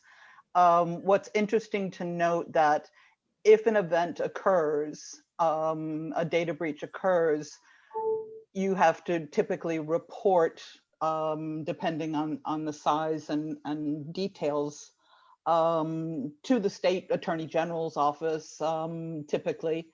But they do state in their regulations that if the data is encrypted when it was exfiltrated, then that is not considered a breach.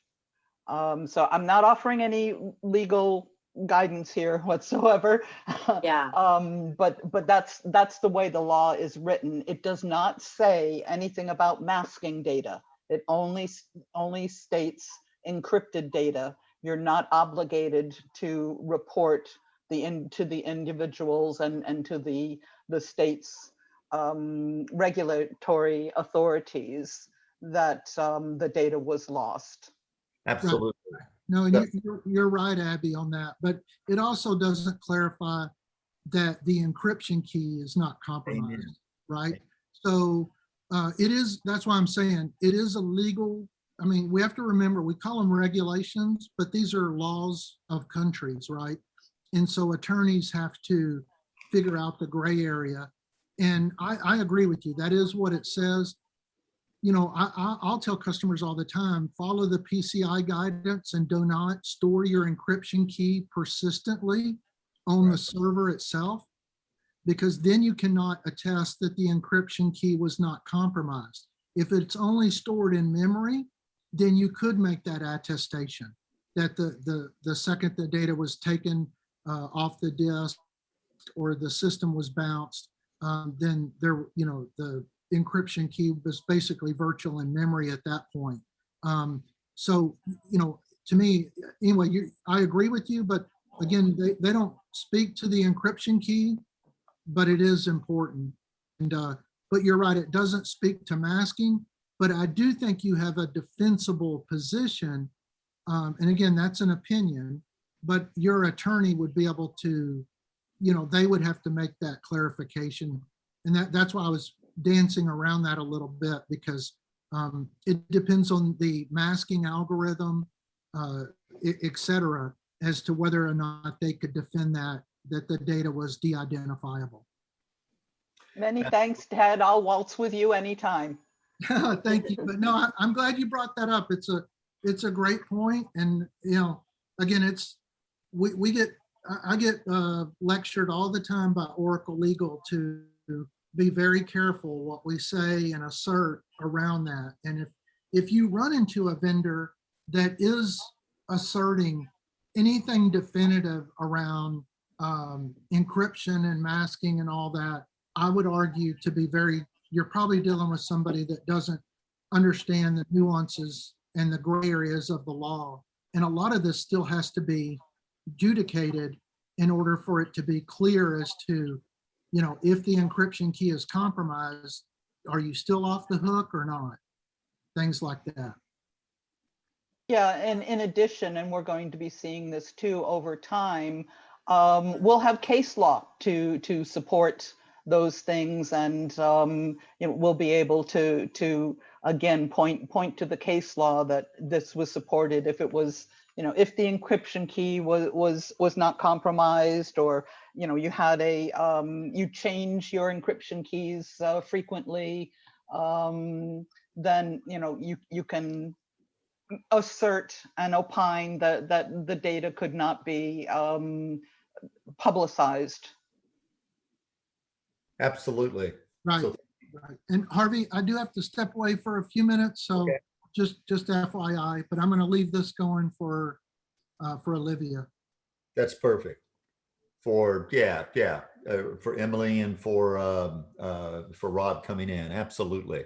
So yeah, I'm glad both of y'all touched base on that, because it's important to know that you've got to protect both you have a file that is encrypted and protect the key to be able to tell a regulator otherwise when they think you may have a breach under GDPR Article 25 and New York Department of Financial Services CRR 500 cybersecurity regulation.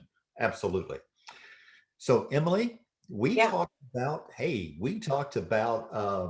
frameworks, and I want to get into your company and your product in just a minute, but let me just briefly say that I was fortunate. I was able to be in all 3 workshops of NIST when they came up with their privacy framework. But I really like it when you just get the privacy principles, privacy by design, privacy engineering principles, maybe the Rev 5 privacy family of controls in 853, put that together. So tell us a little bit about your company and your product and how they allow that, please. Yeah, sure.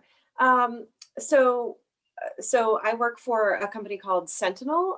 We are kind of morphing our name into Ethos Privacy.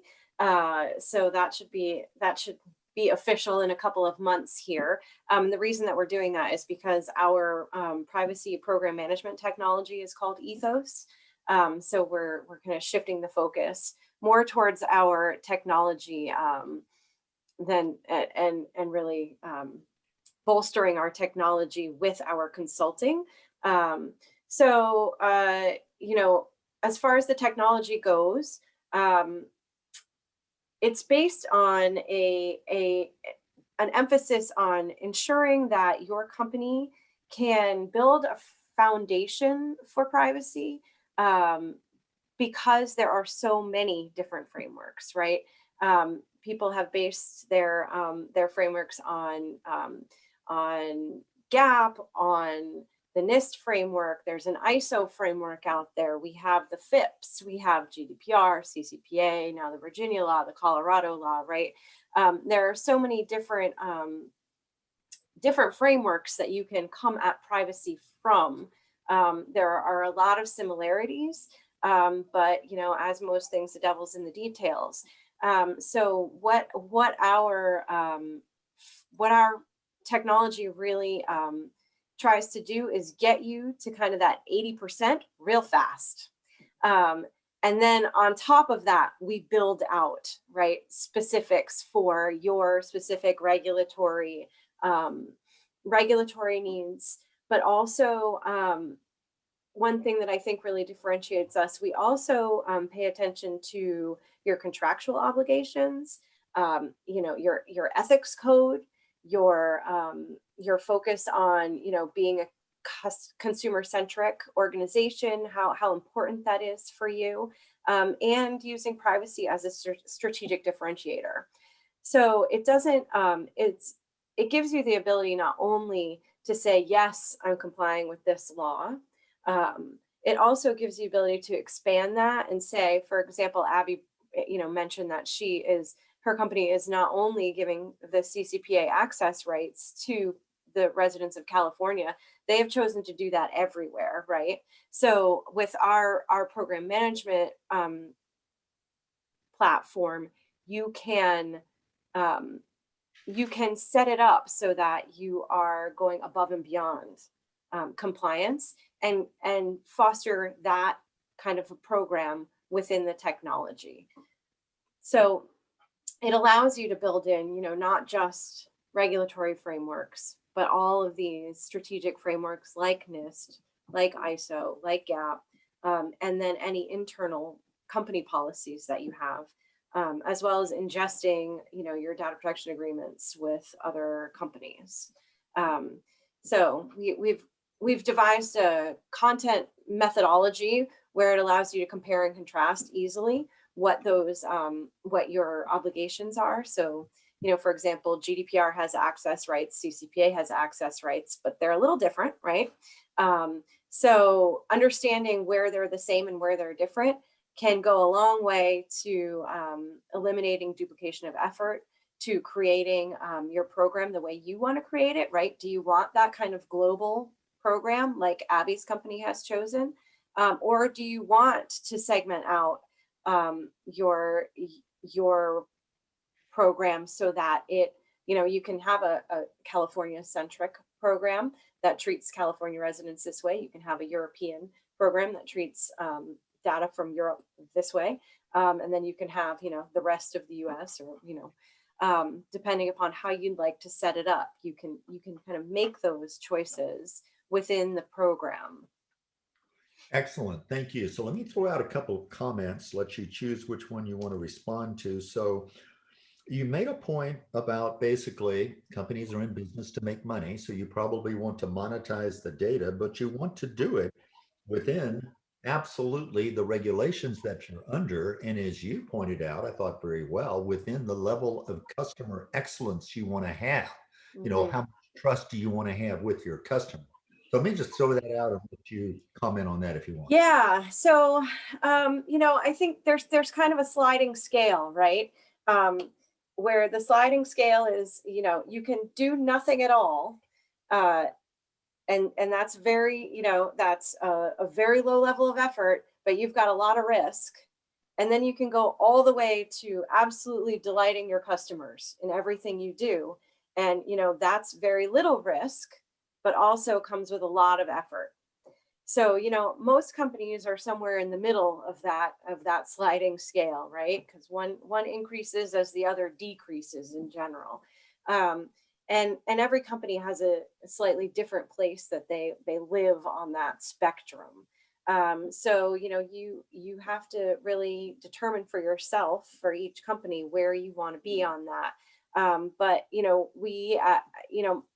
my company, one of the reasons that I chose to join this company is they have a really they have a focus on privacy that is much more like the European view of privacy, where it's not just a matter of legal compliance. It is not a checking the box exercise.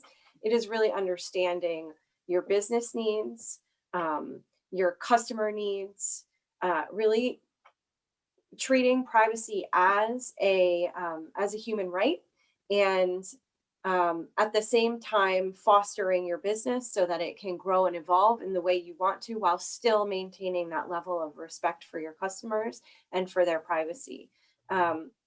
So I think there's a lot of, there's a wide range that companies can fall on that spectrum, but because of the way we approach it, I felt really good about about joining this company, because I felt like the clients that we deal with, the position that we approach privacy from is really that of a data steward and an ethical position on treating data and customers, in a way that we'd all want to be treated, Sure. So something else I think I'm hearing from what you're saying, correct me if I'm wrong, is that many times the company is going to have several big regulations they need to comply with, plus several frameworks. Cybersecurity framework, maybe you're trying to use the risk management framework of NIST, maybe you're using something from ISO,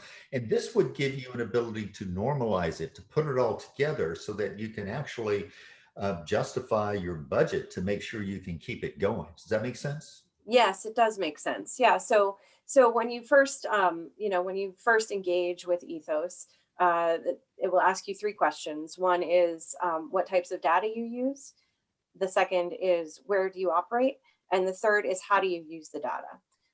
So based on those 3 questions, those are kind of the qualifiers for a lot of legal regulations.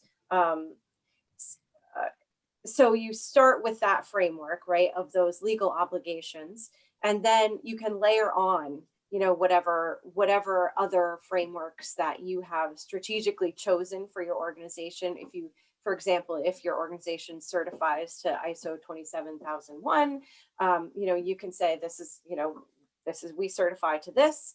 We'll layer that into your program so that you can ensure that all of those requirements get pulled into each kind of program that you set up within Ethos. So you can set up, and when I give a demo, we'll have some visuals here, and it'll be a little easier to wrap your mind around. But you can you kind of set up your business structure within the organization. So you'll have a global program, right, that covers kind of all your business entities.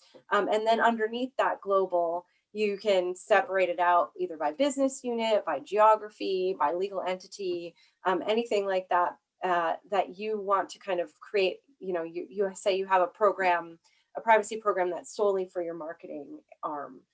You can segment out that because it has different uses of data. It may use different types of data, and it may only happen in certain areas of the world, right? So you segment that out from your global, and you can create a requirement structure specifically for that business unit. You can also do that for geographical areas, right? If you wanted to segment out your company into, California, Virginia, and Europe and Brazil, right? You have four different programs going on, and they each will have their own separate catalog of requirements that are applicable to them because of those regulatory frameworks. Excellent. We are going to plan on having next month, we're going to be having two primary topics. You're going to be given a demo, and then Jeff Sorrell will be giving his talk on biometrics and privacy. And I just want to remind everybody that every now and then we do go in and we do a demo. I know it looks salesy, but what it does is it allows us to really understand the product. And in some security products, it's good to be able to do the demo to understand the processes. They have to make sure they fit with your processes, so you don't have to change all of your processes. And so this is, I think, going to be very good that we're going to have this next week. Do any of you have any questions you want to put in chat, or maybe just ask outright of Emily right now? Emily, I just want to ask, why is it that we don't have like a kind of synthesized framework here in the US like the GDPR have, but here we have very disparate California, Virginia, New York, Colorado. Why don't we try to synthesize everything here like the GDPR?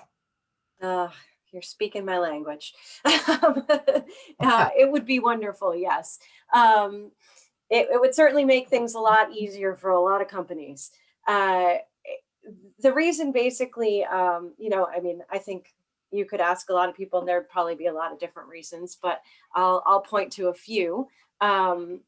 One of which is we can't agree on anything.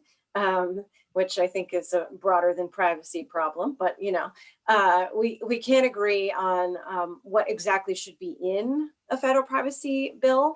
I think, I want to say there are like 5 maybe right now that have been introduced in this session alone. We've talked about it for a really long time and just cannot come to agreement. And I think, we have a lot of large tech firms lobbying for what they want. Privacy advocates want, basically the opposite on most cases from what the tech lobbies want. And it just becomes an impasse, unfortunately. And what that has led to, because we don't have any decisions or leadership at the federal level, it has led to these mostly attorney generals really picking up that ball and running with it. And that's why we have the California law. If you're not familiar with kind of how the California law came about, it was basically a real estate magnate kind of found out about what was happening to his data online and recognized how unaware he was and how unaware most people were about this, and decided that he was going to put millions of dollars into making that change. So he with a partner kind of spearheaded CCPA as a ballot initiative. It wasn't called CCPA at that point in time, but he put a ballot initiative together that was actually much more restrictive than CCPA. And had the tech companies shaking in their boots, and because it would have gotten on the ballot. So very quickly, he said, I'll take it off. I'll remove my ballot initiative if you guys can pass it at the state level, pass something that's acceptable. So the California legislature worked super fast. I think it was the fastest bill ever passed in California state history.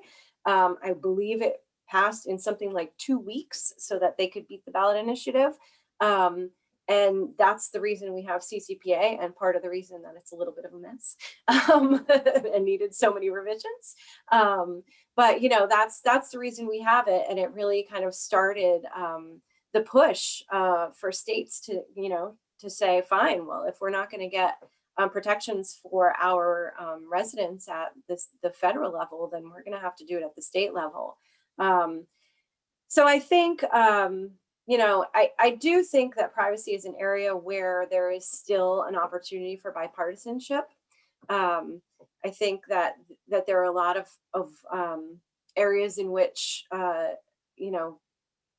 both sides can come together and agree on some things that we could put into place, particularly if we end up with, getting maybe like 25 different privacy laws going in this country. I think that, businesses are just going to, it's already basically untenable for multinationals to comply with every privacy law that's out there, and data protection law. But if we were to add, say 25 more US state laws on top of that, I can't even, it's already insane. I don't know what that would do to people. So something would need to happen. I think we're getting to the point where we might see something in the next few years. This is Abby. Could I add a little something to that? Be my guest. I think one of the things I've learned, and I'll share with everyone, I actually lived in France and Switzerland and worked for, close to 10 years. In the United States, there is very little respect for an individual's privacy right. In Europe, it is a God-given right, a human right, and has been recognized as such for decades and maybe centuries. And herein lies the difficulty in trying to regulate something like that. We had the EU directive back from 1995, which is the foundation of GDPR. The difficulty with the directive is that it did not have any financial teeth or authority allocated to it. It was just merely a directive. Then came GDPR with a potential 4% of worldwide revenue fines. And some of the fines are getting really interesting to observe today. For sure. But there was no difficulty in making that transition to GDPR to completely protect the individual's right to the privacy of that information about him. That's a cultural, almost a cultural philosophy and belief that we don't have in the United States. We allow Google Analytics to put pixels and cookies and everything else and track us surreptitiously all over without ever affording us any right to the privacy of our data.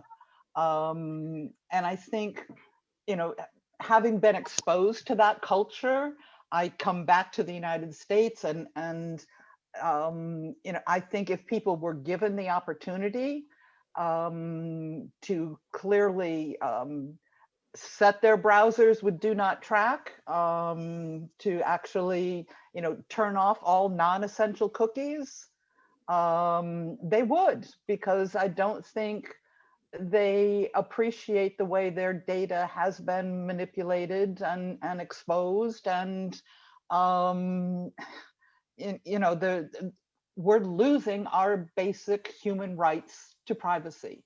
And there's a big difference in the world today. And that's what I think we have to overcome, Emily. I don't think it's a partisan politics issue so much as it is just the concept that every human being has a right to private information, and that right should be protected under the full extent of the law. Thanks. Yeah, for I letting think me. too. I think too where we're seeing that is, the most common thing that tanks these state laws is the private right of action, right? The minute a private right of action gets inserted in any bill, I mean, you can pretty much guarantee that it's going down. It just doesn't happen. And even in our privacy laws that exist and that we see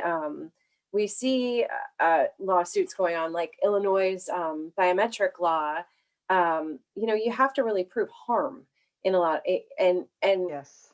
And in the United States, we don't see, you stole my data, or it was private and now it's not, as harm. Whereas in the EU, that is considered a harm, right? Yep. So I think that's a really good point that you make. And I think that's a huge hurdle that we have is really that fundamental belief that a violation of privacy is in itself a harm. So Right. that's why it's more Europe is more stringent, and the GDPR is more comprehensive and is regarded as the gold standard, so to speak, for privacy. Mm-hmm. Okay. And I think the other thing, to Emily's point, that's still frightening in this day and age is the United States has a reputation of being an extremely litigious population. We sue everybody left, right, and center, any opportunity at the drop of a hat. Wow. So that is prohibiting the progress of the recognition that every human being has a right to keep their data private. Mm-hmm. Wow. Yeah. Thank you. Oh, you're muted, Harvey. Bless you.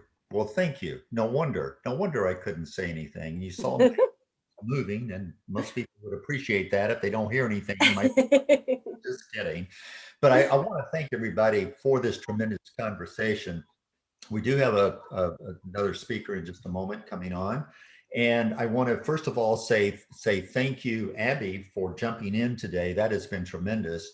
And thank you, Emily. I really appreciate this. And then we will continue this conversation probably for at least an hour, hour and a half, or maybe a little bit longer next time as we go through your demo. Does that make sense, Emily? That sounds great. Yep. I will see you next month then. Okay, no, that's excellent. I was hoping you would put your picture up so I could look at some of your wonderful artwork again in the mirror. And I thought at first it was a door frame, and then I realized it was a mirror when I saw It's a mirror. Yeah. But thank you so much. This has been absolutely fantastic. And thanks to everyone for all of your questions. So good. So Rob Clyde is a longtime friend. I met him I believe we met back when I was in Salt Lake City back in the 80s, I believe. And I described you as a man of many talents. You're on the board of ISACA, but you have some pretty good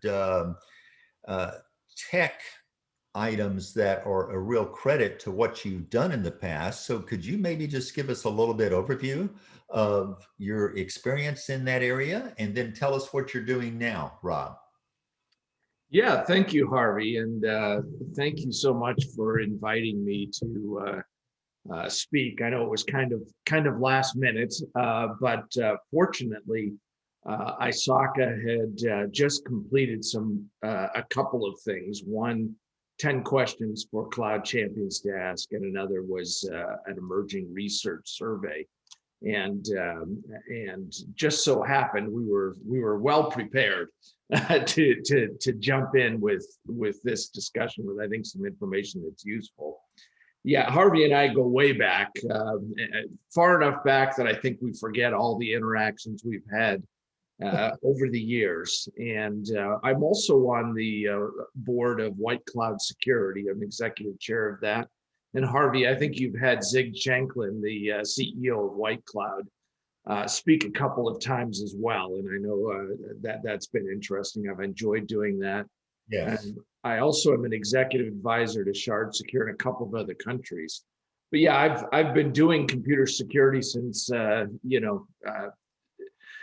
before the internet. So that's why I said computer security, because before the internet, we didn't use the word cyber.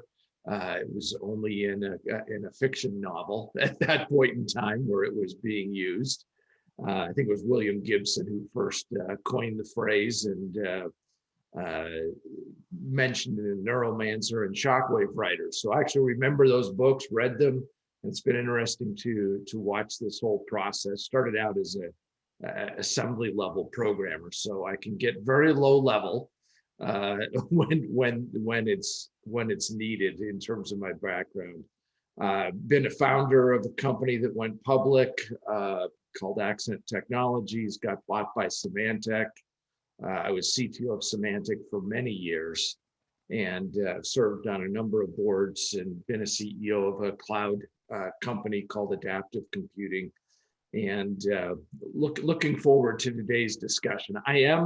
As you can tell, I have done a lot in the management space and the board governance space, but at my heart, I'm a techie. I'm a true geek.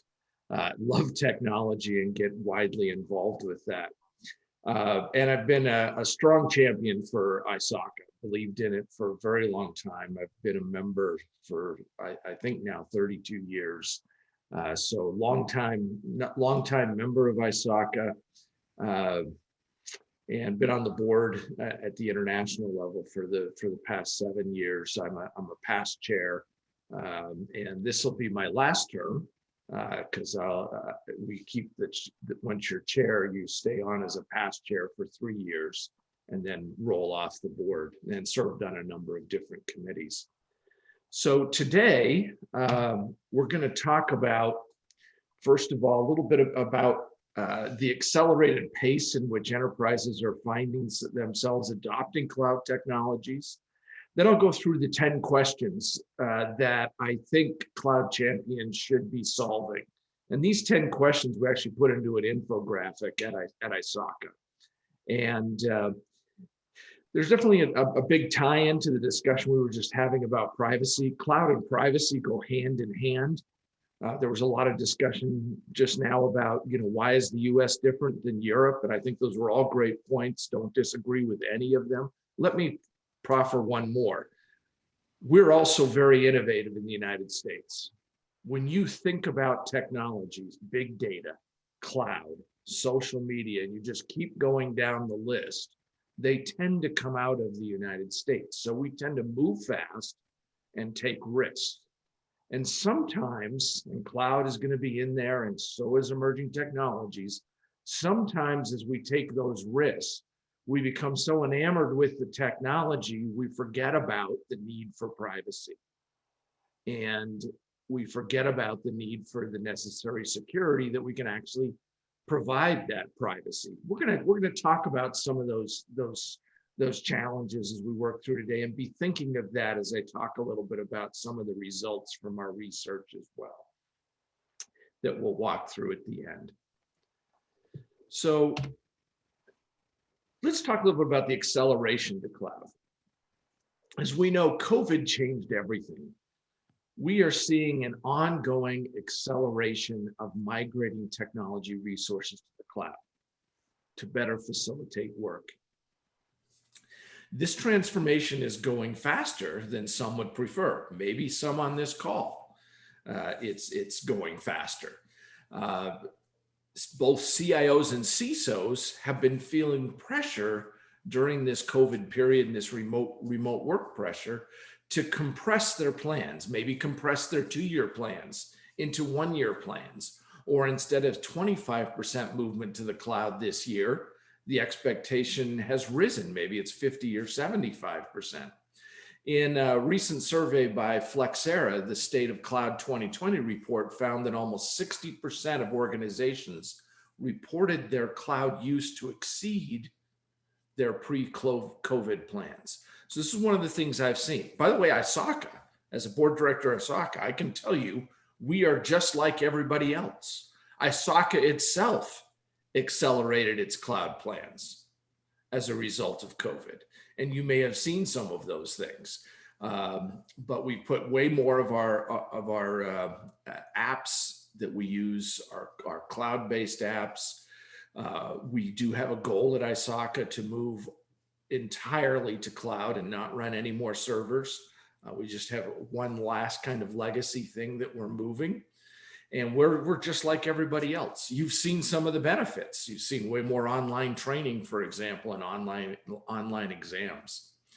So with the use of cloud, one of the advantages, particularly if you're using SaaS, is that you don't need as many VPNs. And I bet a lot of us have been using VPNs.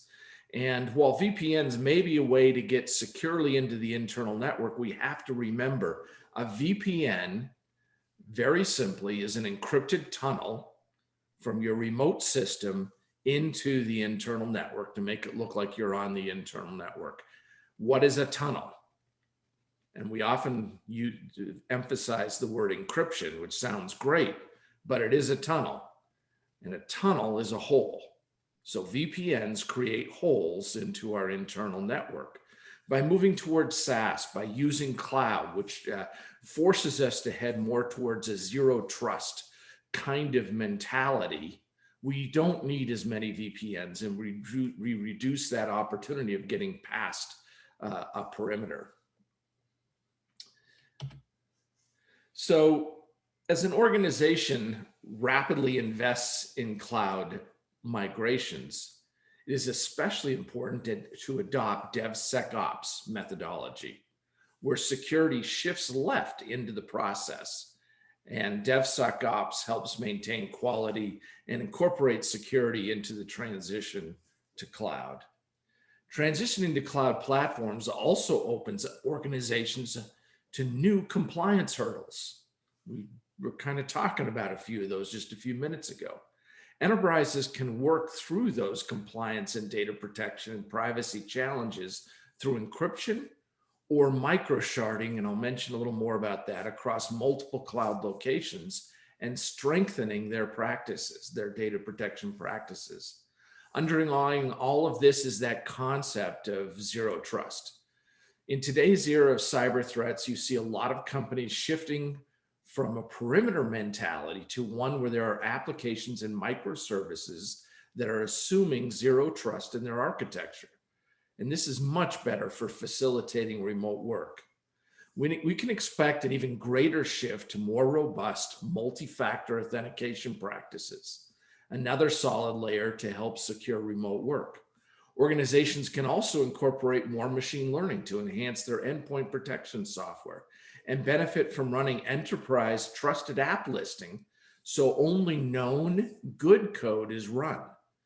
Trust lists can be automatically populated from resources such as White Cloud Security. I happen to be executive chair of that, and Carbon Black. And the results tend to be effective against ransomware and other growing threats, because malware will not be executed as it is not known good code. There's also a lot of new opportunities for tech professionals. Heavy reliance on the cloud is becoming table stakes for most organizations, and many of them still have a lot of ground to cover quickly in making that a reality. By incorporating good practices such as DevSecOps, encryption, or microsharding, and committing to ongoing learning on cloud security best practices, organizations can build on the progress they've made in supporting remote work and make the practice secure and sustainable for 2021 and beyond. As is always the case in this era of continuous learning for technology professionals, developing further expertise on topics such as cloud auditing will position their organizations for the challenge of an expanded cloud footprint. There is real growth in cloud. Indeed.com saw a 107% increase in cloud computing from 2016 to 2019. And global data predicts that the cloud services market will be worth $661 billion by 2024. So I will discuss ISACA's new Certificate of Cloud Auditing Knowledge, CCAK, that we did in partnership with CSA a bit later, which can be one of the ways to gain and demonstrate knowledge in cloud technologies. As enterprises move away from on-premise servers and embrace cloud computing and SaaS applications, enterprise cloud champions must account for the resulting risk and compliance hurdles. Positioning yourself as a cloud champion at your enterprise can help you enable cloud and be a leader on your team. So there are 10 questions that we came up with at ISACA, working with you through surveys that should be addressed for effective cloud governance. And I'm just going to walk you through these. We have a nice infographic, by the way, on this at ISACA, and it is useful for you to have. Question 1, how can we accelerate our move to cloud? Enterprises should consider going beyond the usual budgetary investments. And this is something I always ask as a board director. I ask management teams this question. If the management team had more resources, what could they accomplish? It might be better to invest more initially and move faster. And we've seen this during COVID. Be ready for that question. It's an obvious question that you're going to be asked. It's an obvious question for you to ask. What percentage of our business, question 2, what percentage of our business critical applications are currently running on the cloud? In other words, where are we? So after being told X percentage of apps are running on the cloud, and you should know what that percentage is, at least roughly, a logical follow-up question for cloud champions is whether there are plans to make that total 100%. It doesn't have to be. It's not always the right answer that'll be 100%. You might be in a hybrid situation with some in cloud and some on-premise. In fact, I would guess many of you are currently in that situation. But if your goal is not to get to 100%, you need to be able to explain why, because an obvious question is, why not? Why shouldn't we go to 100%? And you have to have good reasons for that. If it is to get to 100%, a question I always ask is, when will the last server be turned off? When will, and that to me is when you're 100% in cloud. There's no more servers. There's no more POs for servers. And as a leader, a very simple question is, so we didn't order any servers last year, right? We're 100% in cloud. And if the answer is, well, actually we ordered 100 of them, well, then we're not 100% in cloud.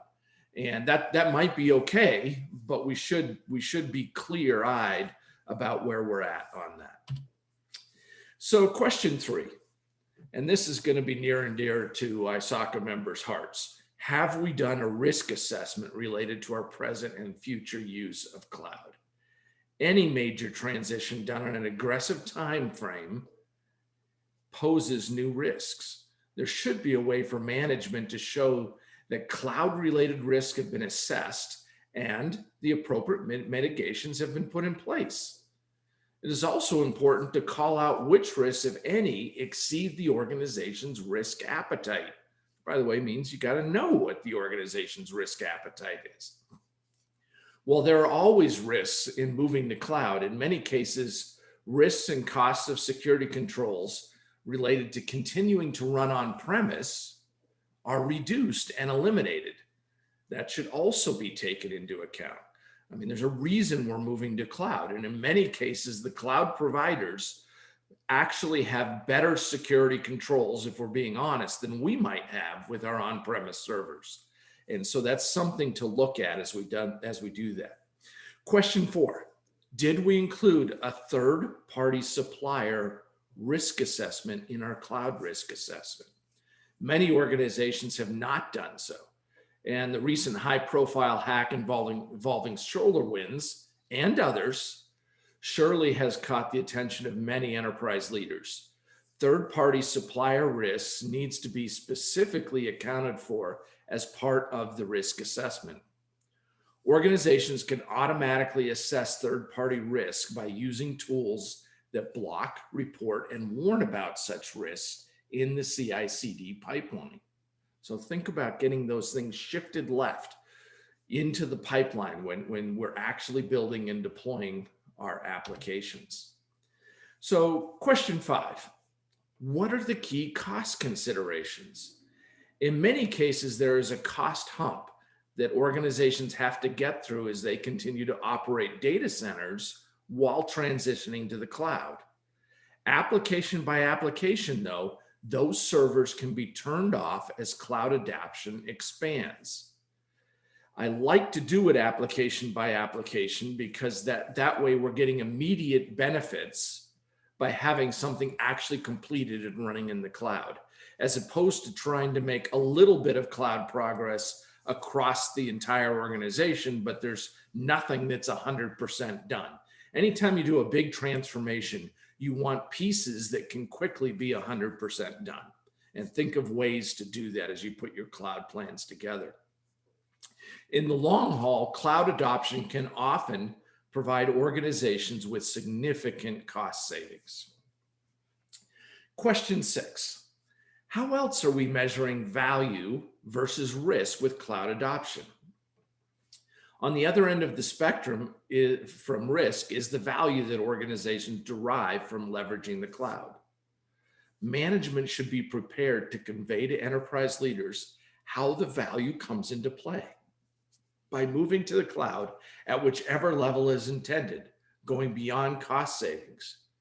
For example, how much faster new applications can be built, how much more resilient the organization can become, and as we've learned during the past year and a half, how much easier it is to support remote workers. That is an important benefit of moving to cloud.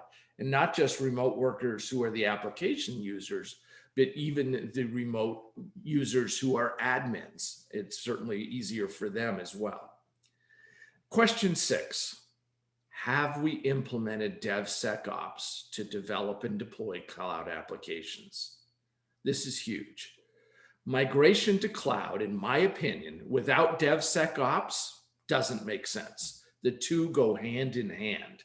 DevSecOps is the way to successfully implement cloud applications from the standpoints of both security and quality. It's what will give you the necessary controls to actually implement the privacy that you want. For organizations on this path, Cloud Champion should ask, what percentage of our CI/CD pipeline is fully automated? Key question. And I will tell you, the long pole I usually find is around the testing, not around the development. But questions like, does it include automated unit tests? Unit tests are extremely important and generally put together by the developer.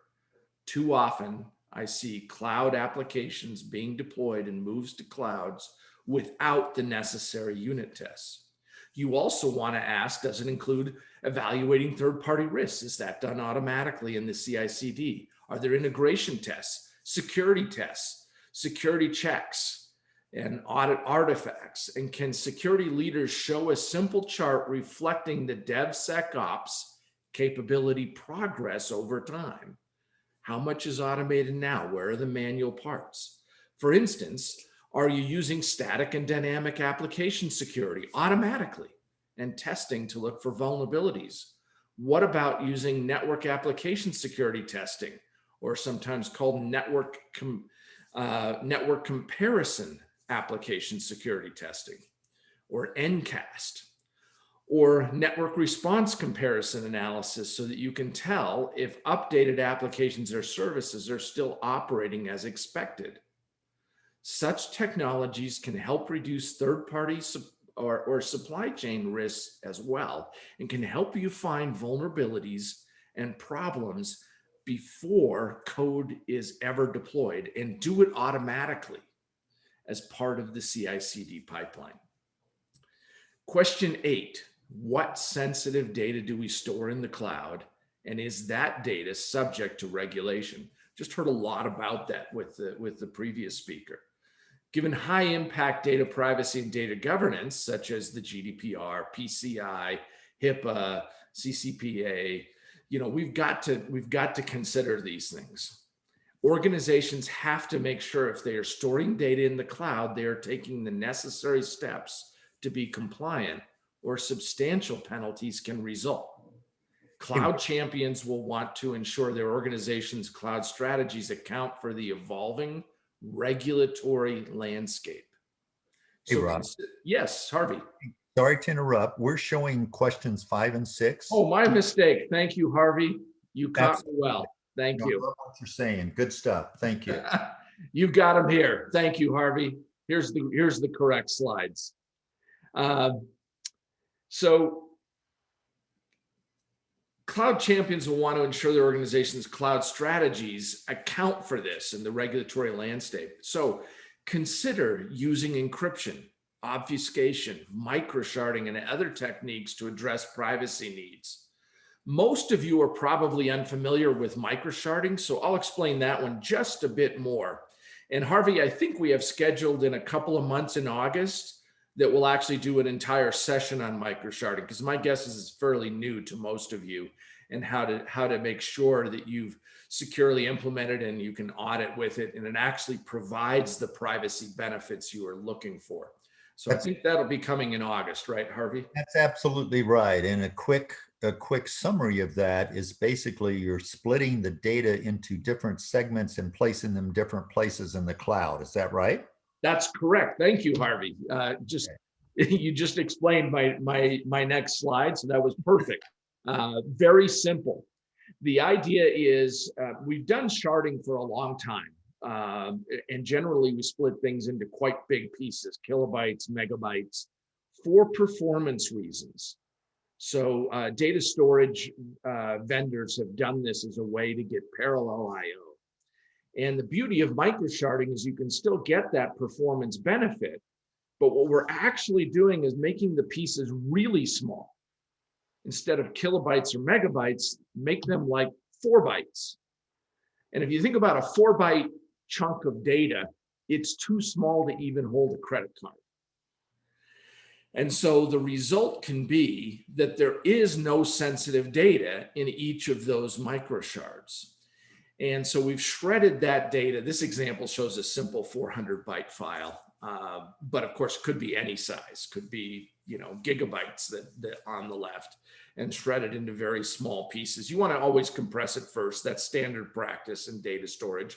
Also helps with the security and privacy of that data, because it makes it even harder to reconstruct it because it's been compressed first.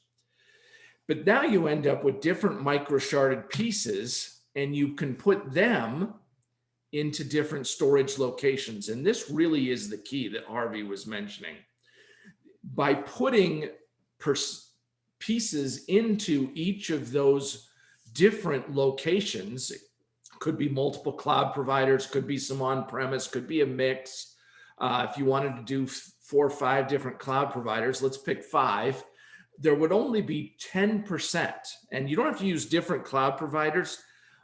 In all cases, you could use the same cloud provider with just different storage locations that were set up, so that they're not all in the same, let's use Amazon language, S3 bucket, for example. If you had multiple S3 buckets, that would get the job done.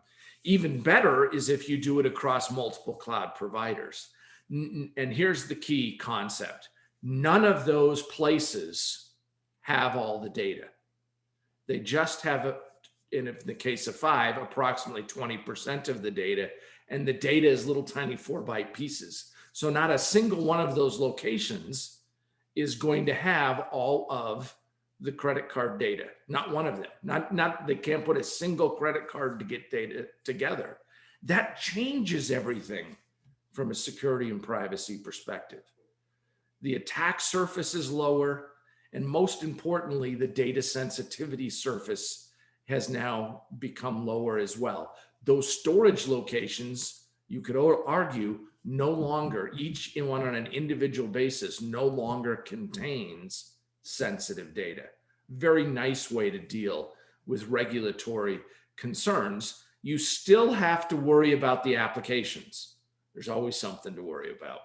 You do have to make, because eventually you put that data back together and it's where the applications are running. And of course, the user gets access to that data. So users, applications, use of MFA is one way to help deal with controlling that. Those still have sensitive data and are still an attack surface, but you have largely eliminated the back end as an attack surface or data sensitivity area. As I said, we'll go into more detail on this in a month. We'll spend a whole hour on it, or 2 months, I should say, and you'll have a chance to hear a lot more about this. But just wanted to give you an idea of what it was. So when you hear me say the word, you get an idea of what it is. It's a newer concept, can work with encryption in kind of a layered defense, or you can do it standalone without encryption. And there's advantages and disadvantages to both of those methods. But the key is you're spreading it across multiple cloud locations. Kind of have that in mind. Anytime in computing, when we make things really small, we get interesting advantages. So consider when we went from very large computers to microchips and how that changed the world. They're both computing, but one took an entire data center and the other I can wear on my wrist or have 100 of them in my car. The whole world changed by getting small. Microsharding is that same idea. Get small and see how that can change the world. So let's move on now to question 9 and 10. So question 9, and this is key for us, that's why we're on this call. Do we have knowledgeable cloud practitioners in place? And just ask yourself, am I a knowledgeable cloud practitioner? If the answer to that and you're not happy with it, I would suggest this is a must-have skill going into the future. Migrating from on-premise and infrastructure to the cloud might require existing employees, maybe us, to be reskilled and trained for the organization's intended cloud uses. Organizations should be mindful, though, to steer clear of vendor lock-in. So just training for Amazon or just training for Microsoft is not going to be, well, that's useful. I think it's important that particularly when you think about our teams and our professions, that we don't just become skilled and credentialed in a single cloud service provider. We have to be capable of supporting different cloud environments based on another vendor. And we need to look at things that let us do that. That doesn't mean you might not want to take courses from a vendor, but just consider not getting locked in as a professional into a single vendor. Question 10, the last one. This is again near and dear to ISACA members' hearts. Have we had an independent cloud audit? If enterprise leaders are only hearing from internal staff, they likely will not have the level of confidence needed regarding their organization's cloud procedures and implementations. Independent reviews are critical, and cloud audits performed by credentialed auditors will typically surface significant security, privacy, and/or compliance shortcomings. Pen tests, which is often what people do, can provide an additional useful cross-check. They typically are not as broad and encompassing as an audit. So don't consider a pen test an audit. They serve different purposes. So next, let's talk a little bit more about CCAK, or the Certificate of Cloud Auditing Knowledge. Cloud organizations can give, cloud auditing, I should say, can give organizations that big picture understanding of the type of cloud services and deployment strategy that would benefit your business. So we did partner with the CSA at ISACA, and we created the Certificate of Cloud Auditing that can prepare you to address the unique challenges of auditing the cloud, ensuring the right controls for confidentiality, integrity, and accessibility, and mitigating risks and costs of audit and non-compliance. It is the first vendor-neutral cloud credential. So consider adding this to your arsenal of credentials. Some of you already might have. So we're going to talk a little bit now about some research we've done at ISACA concerning emerging technology in 2021 and beyond. We like to know what our members think. And this is an emerging tech study that we did of more than 4,500 of our members. It was released in May 2021. So for many of you, this is going to be brand new. And I hope we'll provide you some data that you can use in your jobs today. And Harvey will have the slides and can share those with you. So you don't need to take lots of notes on this. It'll come to you. So you can find the Pulse Emerging Technology 2021 on the ISACA website. So you can just go search for this, including a complimentary research report, insights from experts, graphics, a press release, and more. And you can also find links to related ISACA resources and webinars. The study looks at several areas of emerging technology, including leaders' willingness to try new technologies, which emerging technologies are the most widely adopted, the top barriers to adoption, hype versus reality, growth areas, and knowledge and training gaps. This is our first year doing it. As we go forward, you'll see comparisons to this study. So we'll be able to see trends as we go forward in the years to come. So before we dive in too deep, it's important to agree on what emerging technology really means. While there is not a fully accepted global definition of emerging technologies, these are the characteristics that the members we surveyed most associated with the term. It is interesting to note that technically complex is not a common definition. So it may relate less on direct difficulty and more on the likelihood that it would be adopted by an organization to advance its business goals. Our members seem to agree that emerging technologies, first and foremost, disrupt the status quo. They also solve a real problem and are recent discoveries. As you can see, low current adoption is not as important as some of the other characteristics. And that is why we still see cloud topping the list of emerging technologies. Why? It significantly disrupts, and it's a significant problem-solving capacity, two of the top things. And that's true even though cloud's been around for a while. Those of you who are still on the cloud journey, and most of us are, know how much these items, especially number 1 and 2, come into play. Next, let's start with some good news. Today's business leaders are at least moderately receptive to adopting emerging technologies. When you combine the top 2 answers, you have at least 81% of business users being at least somewhat receptive to new tech. Of course, that leaves nearly 20% who aren't. And so we still have to think about this. And this is a critical role ISACA members can take. Like for Cloud Champions, we can be champions for how to safely use emerging technologies. So let's look at the resistance end of the equation. For the leaders who aren't fully on board with emerging technologies, what is holding them back? Not surprisingly, cost plays the most significant role in decisions about which technologies get implemented. Now, I have a concern with this because if companies haven't even tested the new technologies, it would be difficult for them to know what the cost might be. So sometimes I think this is more likely cost uncertainty. We don't know.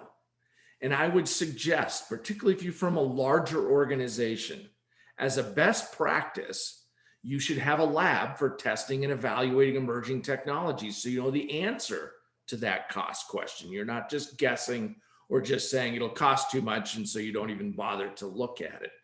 Larger organizations should have a lab. I do want to emphasize larger. As companies get smaller, they don't necessarily have the people resources to be able to test all kinds of new technologies, and they really have to kind of learn from what others have done, or they may pick a particular emerging technology that they want to make a bet on, and even that bet includes testing it. So you do have to be kind of careful what size you are. But if you're multi-billion-dollar company, not having a lab to test emerging technologies makes no sense. Oftentimes that lab is in the CTO office, and security and audit professionals, and yes, privacy professionals, should be aware of what's happening there and have their questions answered and be involved cross-functionally in those lab tests. Interesting enough, cost topped the barrier list, but it also tops the list of motivators to adopt emerging technology. In this case, it's the cost savings generated by the efficiency of that technologies bring. And again, if you don't test it, it's hard to figure out what those efficiencies will be. Since this is a survey of our members, it's not surprising to see things like stronger cybersecurity, better data privacy. These emerging technologies in many cases can help us get these things if properly implemented. If not properly implemented or if ignored, you may actually see security and privacy take a back seat and we try to add them after the fact. Never a good idea. So let's look at some of the top emerging tech implementations. So not surprisingly, we see cloud is at the top. AI is near things. Also IoT is coming along.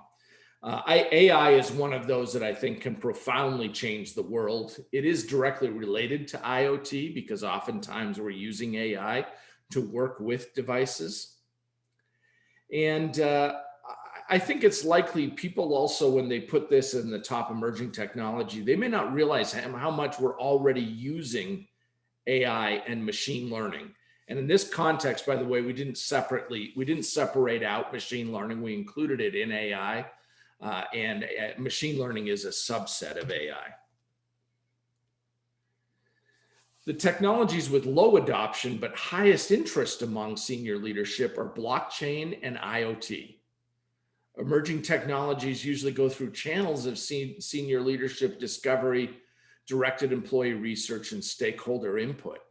One caution on blockchain, by the way, I see people trying to use blockchain for all kinds of things. And some are very innovative and very interesting and make a lot of sense. But honestly, in some cases, a database is just fine and can be secured just as easily and might actually be more effective. So be careful that we don't start using an emerging technology to solve problems that can actually be better solved with something else. Also, when you consider AI and machine learning, the answers that come out of those tools are always probabilistic.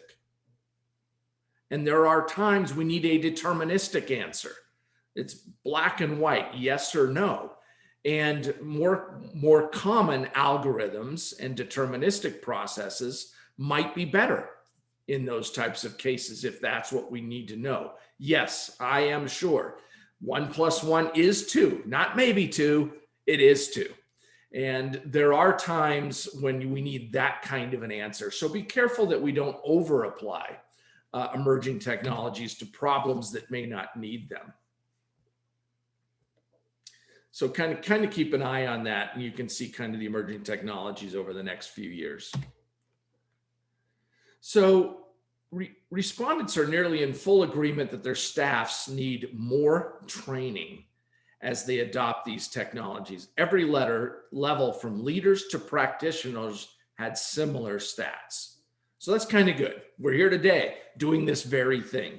And this is helpful, by the way, if you need this stat can be helpful if you need to justify training, a course you want to take, a credential you want to get.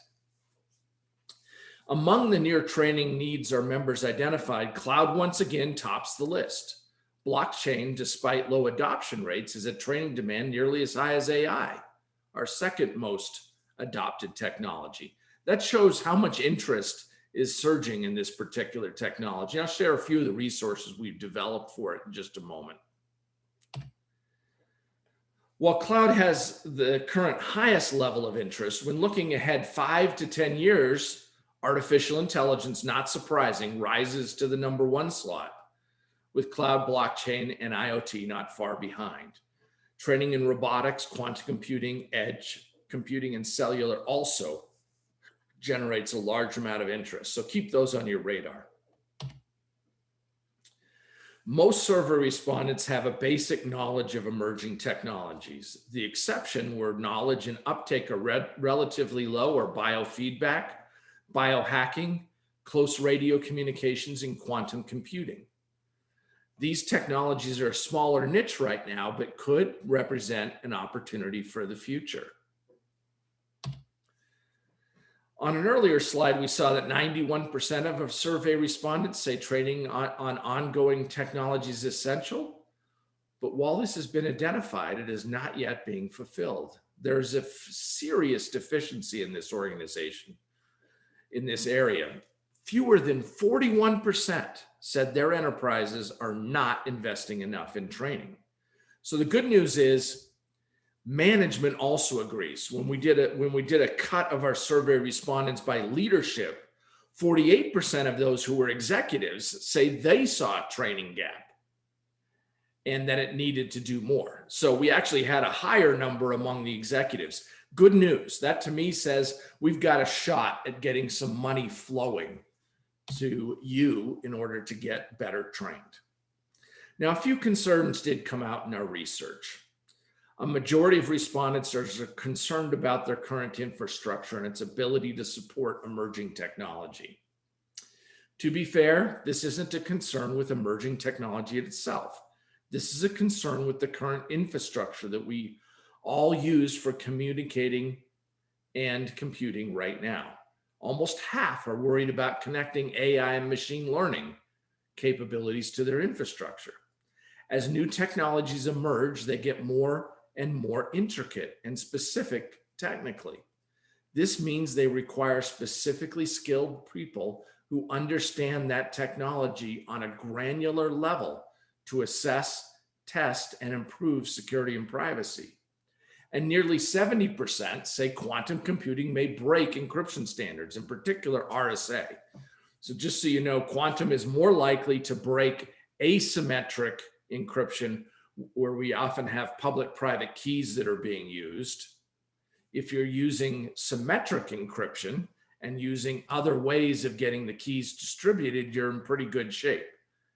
Sad thing is, public key encryption and RSA are the standards of the internet that we use for e-commerce today. And quantum computing will break that someday. It's not a question of if, it's only a question of when. Shor's algorithm was invented in 1992 to break RSA. Just so everybody's clear, that algorithm's been around for a while. All Shor's algorithm needed was a powerful enough quantum computer to break it. The algorithm's already been implemented on smaller quantum computers to break the small keys that would be used for RSA, which is all made up of the problem of factoring a large semi-prime number made up of two large prime numbers. So keep an eye on that. The good news is we're working hard on new encryption standards. And yes, we are in a race. Will the new encryption standards that are quantum resilient be in place across the internet before we have a quantum computer? Keep in mind that governments, the US, China, other governments, own most of the quantum computers today and are likely to own them in the future. So I'll ask a very simple privacy question. How will we actually know when governments have the ability to read everything on the internet? Just a question. And I don't know that we know the answer to that. So that's why I said it is a race and something to keep an eye on. I don't think it's something most of our organizations can do too much about, other than consider if there are cases where we're doing primarily point-to-point encryption, use symmetric keys and distribute them in a different way. So think of financial organizations that largely do that already, and as ways to move money, not using underneath the covers some type of public-private key, but actually distributing the keys in a different fashion and using symmetric encryption. Those situations are probably fine. Don't want to scare you there. We're still a ways from quantum computing breaking the internet, the experts in the space say. But as I said, how will we know the first day that actually happens? I doubt there'll be a press release More likely governments will keep quiet about it. How do I know this? Some of you are old enough, you may remember triple DES and other encryption standards that the US government had broken years before, while they still continued to push the standard just so they could read all of our data. It's happened before. It may happen again. Hey, Rob, Yes. what you don't know is we had a discussion about Big Brother today. Yes. And so anyway, we can bring that up as whenever you finish it. But I think this fits into it perfectly, and we're all paid to be paranoid anyway. So continue on. We are, and unlike the previous history, Harvey, good point for bringing that up. It's not just Big Brother of the U.S. government. I think there's a strong. China is putting just as much effort into this, and Big Brother could actually be a government other than the U.S.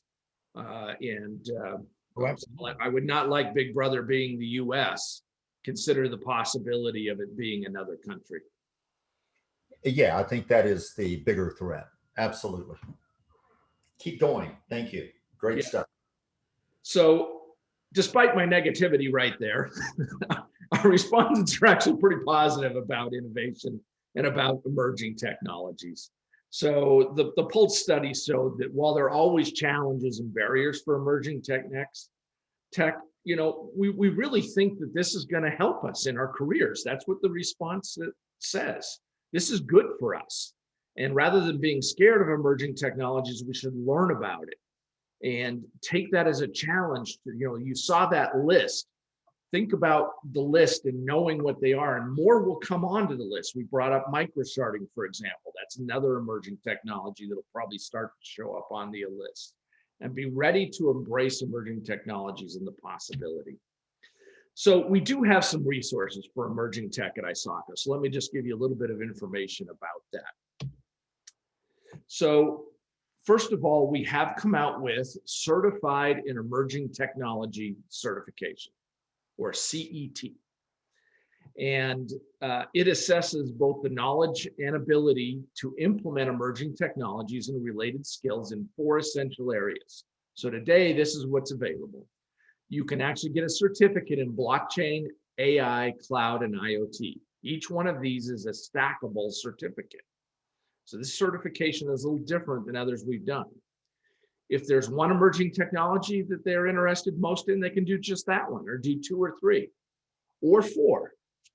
If they earn all 4, they're granted the CET certification. So that's how you get it. And so I think we'll find this quite interesting. It is different than what we announced earlier, called the IT Certified Associated, or ITCA. The ITCA requires little to no knowledge of concepts or skills and covers a fundamental level of knowledge of the topic area. So it is for IT beginners. So if you're new in your IT career, you're a student, the ITCA, or IT Certified Associate, is definitely the one to look at. If you're really oriented towards today's technology, about emerging technologies, look at the CET. We do also have some interesting resources. This is an example of one. This is for blockchain. And you can get some in-depth ideas about what is available. We released this in 2020. And it's an executive guide. It's a free download. So I encourage you to download a copy of it and take a look. If you'd like to know more about blockchain, this is the kind of thing we're trying to do now at ISACA, is get you the information you need. So I'm not going to go into that level of detail on everything, but this is what the page looks like. Might be slightly different because I took this picture last month, but you can see if you go to our website on emerging technology resources, you can see what's available and check it out and get it, and it's going to keep growing. And so I encourage you to keep checking these new resources and taking advantage of them, which is one of the great benefits of being an ISACA member. So as we've seen and experienced, the pace and extent of change in business has increased dramatically in recent years, partly due to global disruptions like the pandemic and new tech developments. So the traditional ways of doing things are highly commendable. They have brought our accomplishments to new heights, and have served us in our enterprises well, but they are no longer enough. To stay relevant, valuable, and trusted, ISACA and all of your organizations and you need to challenge their comfort zones and be prepared to pivot toward new skills, new products, services, and approach. So new technology is the key to these advantages, but we need to ensure our teams have the skills to leverage and manage emerging tech to our best advantage. So I hope you're a little bit inspired by some of the things I've mentioned. I hope you will try to influence change. Think about becoming a champion for something like a cloud champion in your enterprise and how you can do things safely. So with that, Harvey, be happy to take a few questions and open it up for questions on this or other related topics. Absolutely. So the first one we have is related to IPv6, asked by Abby. Why haven't we gone to that? Wouldn't that help? What's the story on that? Yeah, so great question, Abby. So,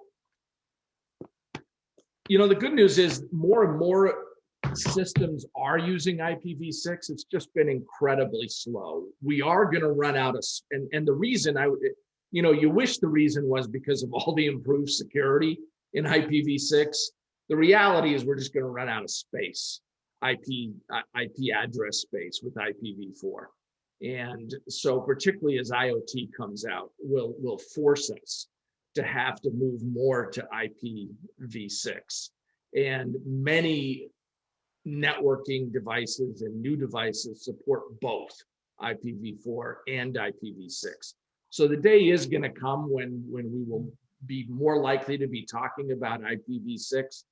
Why haven't we done it sooner? Because we're just resistant to change. We had things that already worked. We have a lot of old devices still that only talk IPv4, and organizations are reluctant to just turn off support for that. As you can imagine, if I was a commercial organization trying to reach consumers, the last thing I want to do is not allow a consumer to reach me because they're not an IPv6 device.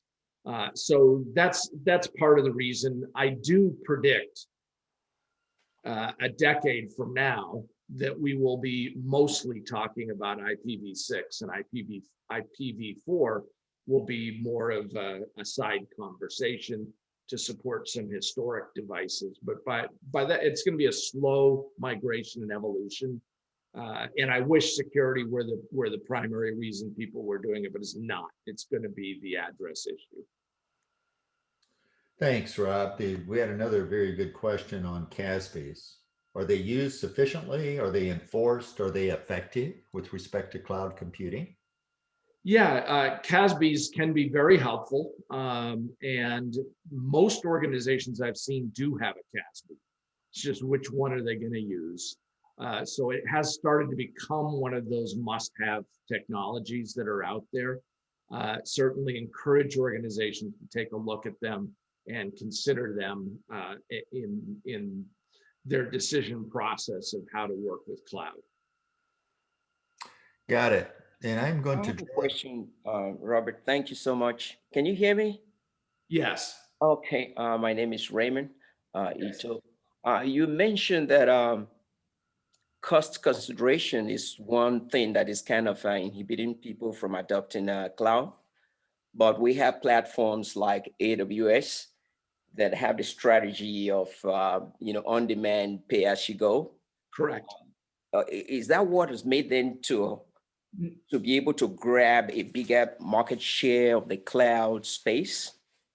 Yeah, so I don't want to just say it's AWS. I see very similar capabilities with Microsoft Azure as well and the others, Raymond. So all of them have similar models. Yes, the ability to pay as you go, to pay on what you use, is one of the big attractions to cloud. The reason you have a cost hump, however, is while you're migrating to cloud, you still have, let's call it legacy. You're still running your legacy apps perhaps in data centers. And so you get that double cost. I'm paying for what I have and I'm paying for building the new stuff and doing the migration. That's where the cost hump comes from and the cost concern comes from primarily. Let me mention one other item as well. Oftentimes people try to do a lift and shift and get to cloud as quickly as possible. There are times when that is appropriate. Lift and shift usually means taking your current legacy applications and sticking them into virtual machines.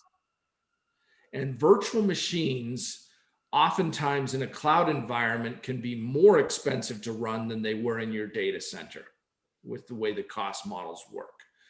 The better approach is to move towards SaaS applications and for your legacy applications to take this as an opportunity to refactor those so they're using microsharding and are more containerized rather than a lift and shift into a virtual machine that attempts to mimic in the cloud what you had in the data center. A little more technical, but I hope that makes sense as well.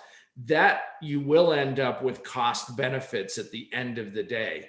If it's pure lift and shift, you can actually find that the cloud environment, when you're done, is costing you more than the data center environment did before. Does that help, Raymond? Thank you so much. Yes, yes. So be careful, and the great words you can use, you know, as you're asking questions about cloud. Ask, is this, you know, for this application, is this a lift and shift?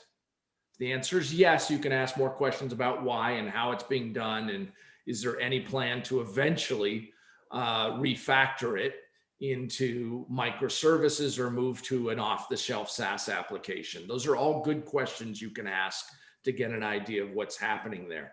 They also all have implications as you get deeper into them about security and privacy. Interesting. Excellent. Thank you, Rob. And if you guys have some more questions, we'll go ahead and spend a few minutes here and let you ask them via chat. And Rob, I want to direct your attention to Lynn Robert Carter's question. Okay. While you're looking at that, let me just also mention one of the biggest differences I see between Europe and the United States in terms of the difference in privacy and why it's a right there is as we probably all know, but sometimes just don't pull in the front part of our minds, that they've had a recent genocide and we haven't. So therefore, no one really needs to know your ethnicity and your religion. And so that's a key thing there. And then also when you get a moment, Rob, I want to draw your attention to my shirt. I have a She Leads Tech from ISACA shirt on, and just wanted to turn it over to you to answer Lynn's question now. Thank you. Yeah, thank you, and good point about that. I do think it's inevitable that eventually we have privacy rules, and frankly, the California legislation, most companies I work with, they kind of look at, let's just do GDPR because they do work with European citizens anyway. And hopefully let's look at CCPA to make sure we do enough to cover CCPA. And by taking the high road, even though they don't have to, they can actually make privacy a benefit of the organization that is provided to their users and can actually become a competitive advantage. It makes little sense to try to say, are you from California? Yes, okay, then I'll do things this way. Are you from Europe? Yes, then I'll do things this way, but for everybody else, I won't. For most organizations, that makes little sense, adds complexity and cost. Better to find out what the toughest regulations are and follow those for everybody, because inevitably you end up having to deal with the toughest regulations for everybody anyway. So Lynn asked, we are graduating huge numbers of new programmers and business personnel that have never taken a single course on how to create applications that are secured, private by design, or how to establish work in and sustain an effective DevSecOps culture. If we don't fix this problem, I fear we will continue to struggle with these issues. Any suggestions on how to make this change? Yes, I have excellent suggestions. So one is get involved with your local university. Get on the advisory board. This is something I've done. If we each do this, we can make a difference. So I serve on the advisory board for Utah State University, and this is one of the big points that I have made. I'm happy to say progress has been made. Their curriculums have been adjusted. There's a huge focus on cybersecurity, and they've actually brought in more faculty that is prepared in this area and understands the very issues you're talking about and is incorporating those into their curriculum. That's how we make a change. And as ISACA chapters, we should have relationships with our local universities. One of the questions I would suggest that ISACA chapters look at is take a look at your local universities and actually ask who can serve on, and I can tell you most universities have advisory boards for their departments. So look at the CS department, look at the MIS department, and within them, you may even find some specialties. Sometimes the MIS department name is often changing. At Utah State, it's now called the Data Analytics and Information Systems, a little more modern.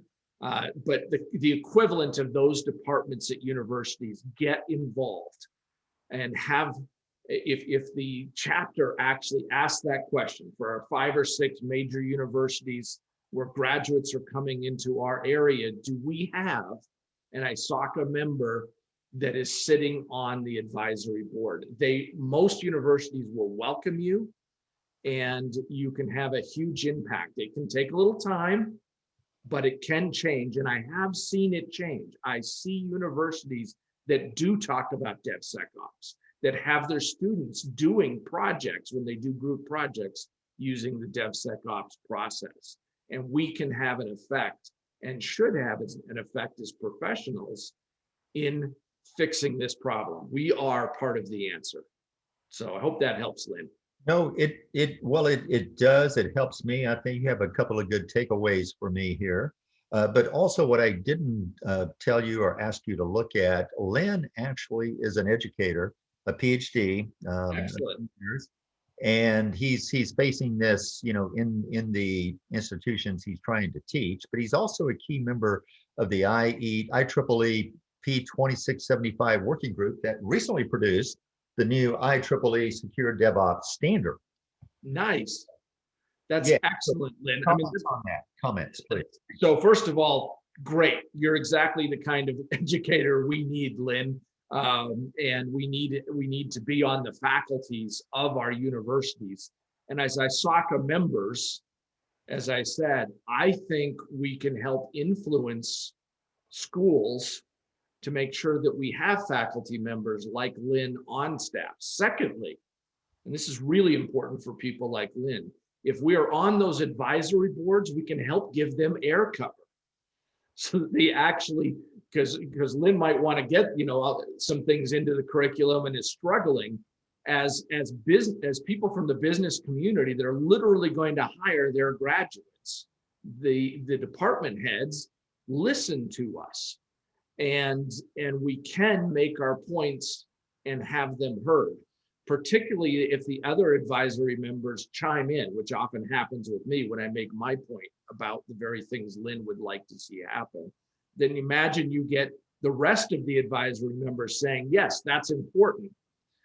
Oftentimes then the department head may take it seriously, figure out how to get the budget, figure out how to make the adjustments to the curriculum and get things to happen.